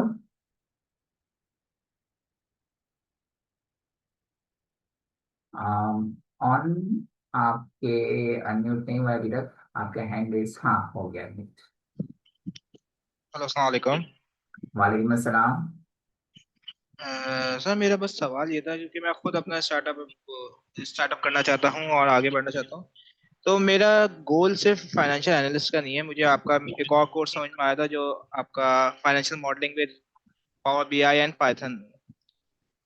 ओके, हाँ, फाइनेंशियल उसके बाद, एनालिस्ट। हाँ जी, अच्छा, मुझे इसीलिए मुझे मालूम करना था कि असल में मैं अपनी कंपनी में एज MIS एग्जीक्यूटिव और अकाउंटेंट, लेकिन वो लोग मुझसे बेसिकली MIS का काम लेते हैं, अकाउंटेंसी का काम नहीं लेते, और मैं स्विच करना चाहता हूँ इन अ फाइनेंशियल फर्म, और फिर मैं अपना भी स्टार्टअप स्टार्ट करना चाहता हूँ। तो इसीलिए मैं ये चीज़ मुझे इस चीज़ पे MIS में आगे मदद करेगी, क्योंकि मैं कोर रिपोर्ट डिज़ाइन करना, डैशबोर्ड्स तैयार करना, ये सब चीज़ें मैं क्रिएट करता हूँ। जिस टाइप के आपने डैशबोर्ड्स दिखाए उस टाइप के डैशबोर्ड्स उतने नहीं, लेकिन थोड़े से हम एडवांस लेवल के डैशबोर्ड तैयार करते हैं, मैक्रोस वगैरह पे काम करना। लेकिन ये आगे जाके मुझे और ज़्यादा यूटिलाइज होगा मेरी MIS की भी फील्ड में। देखो, MIS की फील्ड से तो इतना ज्यादा इसका कनेक्शन नहीं बैठेगा। ये है कि तुम्हें हम्म। रिपोर्टिंग करना आ जाएगी, मॉडल्स बनाना आ जाएगी, मगर रिपोर्टिंग वाला हमारा पूरा अलग ही कोर्स है, जो कि अकाउंटिंग स्टैंडर्ड्स को फॉलो करते हुए पूरी रिपोर्ट्स वगैरह बनाना, ऑटोमेट करना, पूरा सिस्टम ऑटोमेटिक बना देना कि ऑटोमेटिकली सब डाउनलोड हो जाए, सब कुछ पूरी एक रिपोर्ट बन के आपके पास आ जाए। पाइथन के थ्रू हम लोग कर रहे होते हैं ऑटोमेशन, AI वगैरह लगा रहे होते। सो वो एक कम्प्लीटली डिफरेंट फील्ड है कि वहाँ पे MIS का कनेक्शन बैठता है कि हर चीज ऑटोमेट पे कैसे लेके जा सकते हैं, MIS का सारा काम ऑटोमेट पे कैसे ले जाए। मगर इस कोर्स में तुम्हें उसमें ऐसे ज्यादा हेल्प नहीं मिलेगी। इसमें ज्यादा तुम मॉडलिंग के ऊपर ही बातचीत करोगे, मार्केट रिसर्च के ऊपर, मार्केट रिपोर्टिंग और रिसर्च राइटिंग वगैरह, यही सब के ऊपर ज्यादा काम चल रहा होगा, और वैल्यूएशन करना कंपनी, मतलब तुम स्टॉक मार्केट के अंदर जा सकोगे। बेसिकली स्टॉक मार्केट के अंदर, जैसे तुमने कहा ना तुम्हें कोई बिजनेस वगैरह खोल रहे हो, सो फंड रेज करने के लिए तुम जा सकते हो कहीं से भी कैपिटलिस्ट के पास, या फिर किसी को सर्विस दे सकते हो एज अ वैल्यूएशन करने की, कि उसकी स्टॉक मार्केट में क्या प्राइस होनी चाहिए कंपनी की, इस तरीके के काम तुम कर सकते हो। बट MIS के साथ तो बिल्कुल भी लिंक नहीं बैठेगा इस कोर्स का तुम्हारे। ओ, ओके, थैंक यू, बस यही सवाल था मेरा। ठीक है, चलो। मुझे ओके। हसन, सॉरी हमजा, मैंने आपको अनम्यूट कर दिया है, सवाल कर लो। जी सर, हेलो, आवाज आ रही? जी, जी। सॉरी सर, मैं डिस्कनेक्ट हो गया था, वो आपकी बात जो है ना अधूरी रह गई थी, तो मैं वही पूछ रहा था कि मैंने जो कोर्स बेसिकली ये लिया था इसी वजह से, मतलब लिया है कि मेरे कुछ जो मेरी जॉब रिक्वायरमेंट है वो पूरी हो जाए, प्लस मैं अगर फ्रीलांसिंग की तरफ भी थोड़ा आना चाहता हूँ तो आ जाऊँ, क्योंकि मेरा भी थोड़ा यूएई में बैकग्राउंड रहा है, यूएई में जॉब थी मेरी। I have to move back because of some personal issues, तो मुझे वापस आना पड़ा। बट ये है कि जो मैंने देखा था वो ये था कि over the period of time आपका काम, मतलब जो मेरा काम था वो इवॉल्व हो रहा था, और जो जब मैनेजमेंट रिस्ट्रक्चरिंग हुई थी तो मेरी उसमें जॉब गई थी एक्चुअली। तो उसमें they come up with data analyst people who give the reporting, I mean who make the reports very well, और फिर वो आगे मैनेजमेंट को जा रही थी। I mean मैं क्यों डिस्कस कर रहा हूँ चीज़ें, इसलिए डिस्कस कर रहा हूँ क्योंकि ये चीज़ें मैंने एक्सपीरियंस की हैं, मुझे इसकी it has cost me a lot. तो मैं उस पर्सपेक्टिव से ही सीखना चाह रहा था कि डेटा का, तो डेटा के एरिया में तो मैंने थोड़ा सा किया है कोर्स, बट मैं फाइनेंशियल एनालिसिस FP&A के एरिया को भी थोड़ा सा ब्रश अप करना चाह रहा था। तो उसके लिए ये कोर्स स्पेसिफिकली ठीक है या नहीं है, या मुझे फिर कोई दूसरा कोर्स देखना चाहिए, क्योंकि मैं जो अभी तक समझा हूँ, जो आपने मुझे ब्रीफ अभी तक जो ब्रीफिंग दी है, उसमें मुझे ये नजर आ रहा है कि ये ज्यादा इक्विटी एनालिस्ट या इन्वेस्टमेंट एनालिस्ट के लिए ज्यादा कोर्स है, बिजनेस वैल्यूअर के लिए ज्यादा कोर्स है, जो फंड्स में काम कर रहे हैं या जो इक्विटी मार्केट रिसर्च में काम कर रहे हैं, या बैंक के जो फाइनेंशियल इंस्टीट्यूशंस के अंदर जो जो इन्वेस्टमेंट कर रहे हैं, उनके लिए ज्यादा होगा, क्योंकि हम इसमें बहुत ज्यादा एक्सटेंसिवली वो चीजें देख रहे होंगे। और मेरे कॉन्सेप्ट जो हैं वो फाइनेंस के, वो मैंने तकरीबन 2015 में क्वालिफाई किया था, तो हैं बट इतने रेडी नहीं है, तो मुझे थोड़ा सा चीजें देखनी पड़ेंगी।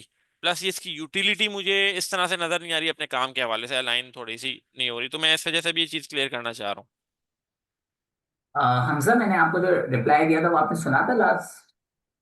नहीं सर, ये डिस्कनेक्ट हो गया था, सॉरी मेरा, इसलिए मैंने लिखा भी है I was disconnected, can please take me on mic, इसलिए डिस्कनेक्ट हो गया था मेरा।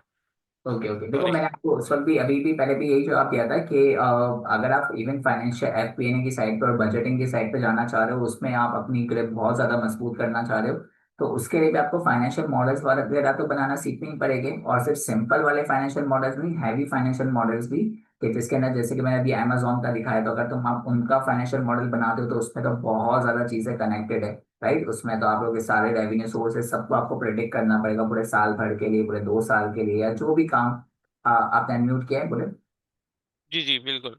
नहीं, ठीक है। वो तो मैंने सुन लिया था कि उसमें हम सीखेंगे, बट मैंने जैसे एफएमआई का एक कोर्स था, तो मैंने उसमें जैसे अभी आपने दिखाया था ना कि एएफएम, उसका एडवांस फाइनेंशियल मॉडलर का एक कोर्स है, तो उसका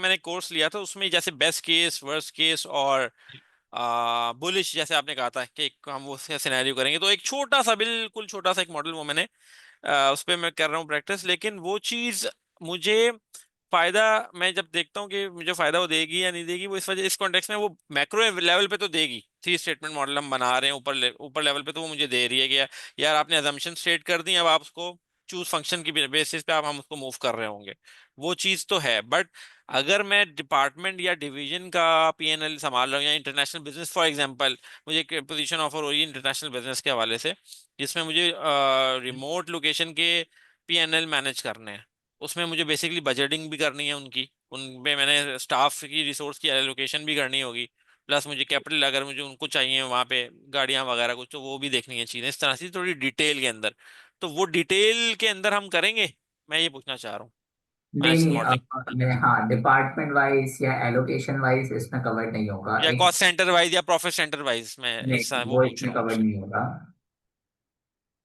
तो ओके। ठीक है। आप अगर आप एनरोल हो चुके हो तो आप बात कर लो उससे, रिप्रेजेंटेटिव से, वो आपको गाइड कर देगा आगे, ठीक है। क्योंकि मुझे लग रहा है कि आपकी रिक्वायरमेंट के हिसाब से जो आप जिस तरफ जाना चाह रहे हो ना, वो मोस्टली एक डिफरेंट फाइनेंशियल एनालिस्ट का जो हमारा कोर्स होता है ना, वहाँ पे चीज़ें कवर अप होती है।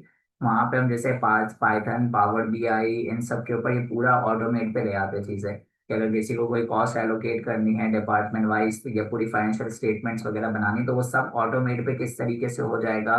या फिर आप एक एंट्री करो, उसकी पूरी की पूरी रिपोर्ट्स बन जाएगी, सब कुछ एलोकेट की पूरी एक अलग रिपोर्ट बन जाएगी, चार्ट्स वगैरह अलग बन जाएंगे, डैशबोर्ड अलग बन जाएंगे, पूरे के पूरे डिपार्टमेंट वाइज अलग अलग रिपोर्ट्स आ जाएगी, हर चीज, सब कुछ ऑटोमेट पे किस तरीके से हो सकता है, वो उस कोर्स में ज्यादा डिटेल में डिस्कस किया गया है।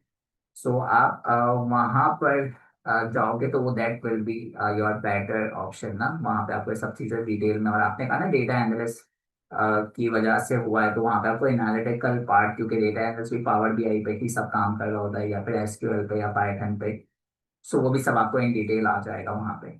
सो देख लो, अगर आपको ठीक लगे तो आप उसका एक बार ब्रोशर देख लो जाके, उसकी चीज़ें देख लो, अगर वहाँ समझ में आते तो आप मूव हो जाओ, या फिर जो भी आगे प्रोसेस होगा वो आपको गाइड कर देंगे, ठीक है। Okay, so any further questions guys, किसी का कोई सवाल है, या ऑल गुड, सबको सब कुछ क्लियर है? तो एटलीस्ट चैट पे एक बार लिख दो, ताकि मुझे पता चले तुम लोगों को हर चीज आज के लिए ओके लगी है, सब ठीक है, and you guys are ready to go on this journey together now. All good sir, all clear. ठीक है, एक सवाल आ रहा है।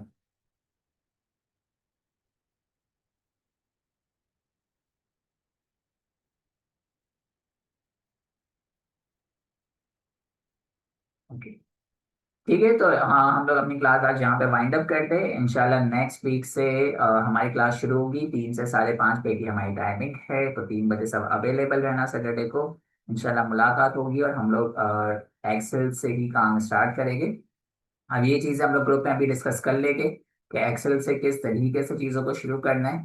ओके, और किस तरह आगे बढ़ना है, एक्सेल वाले मामला को हम लोग अभी ग्रुप में डिस्कस कर लेंगे, कल डिस्कस करेंगे, नहीं मंडे को सब डिस्कस कर लेंगे रात में।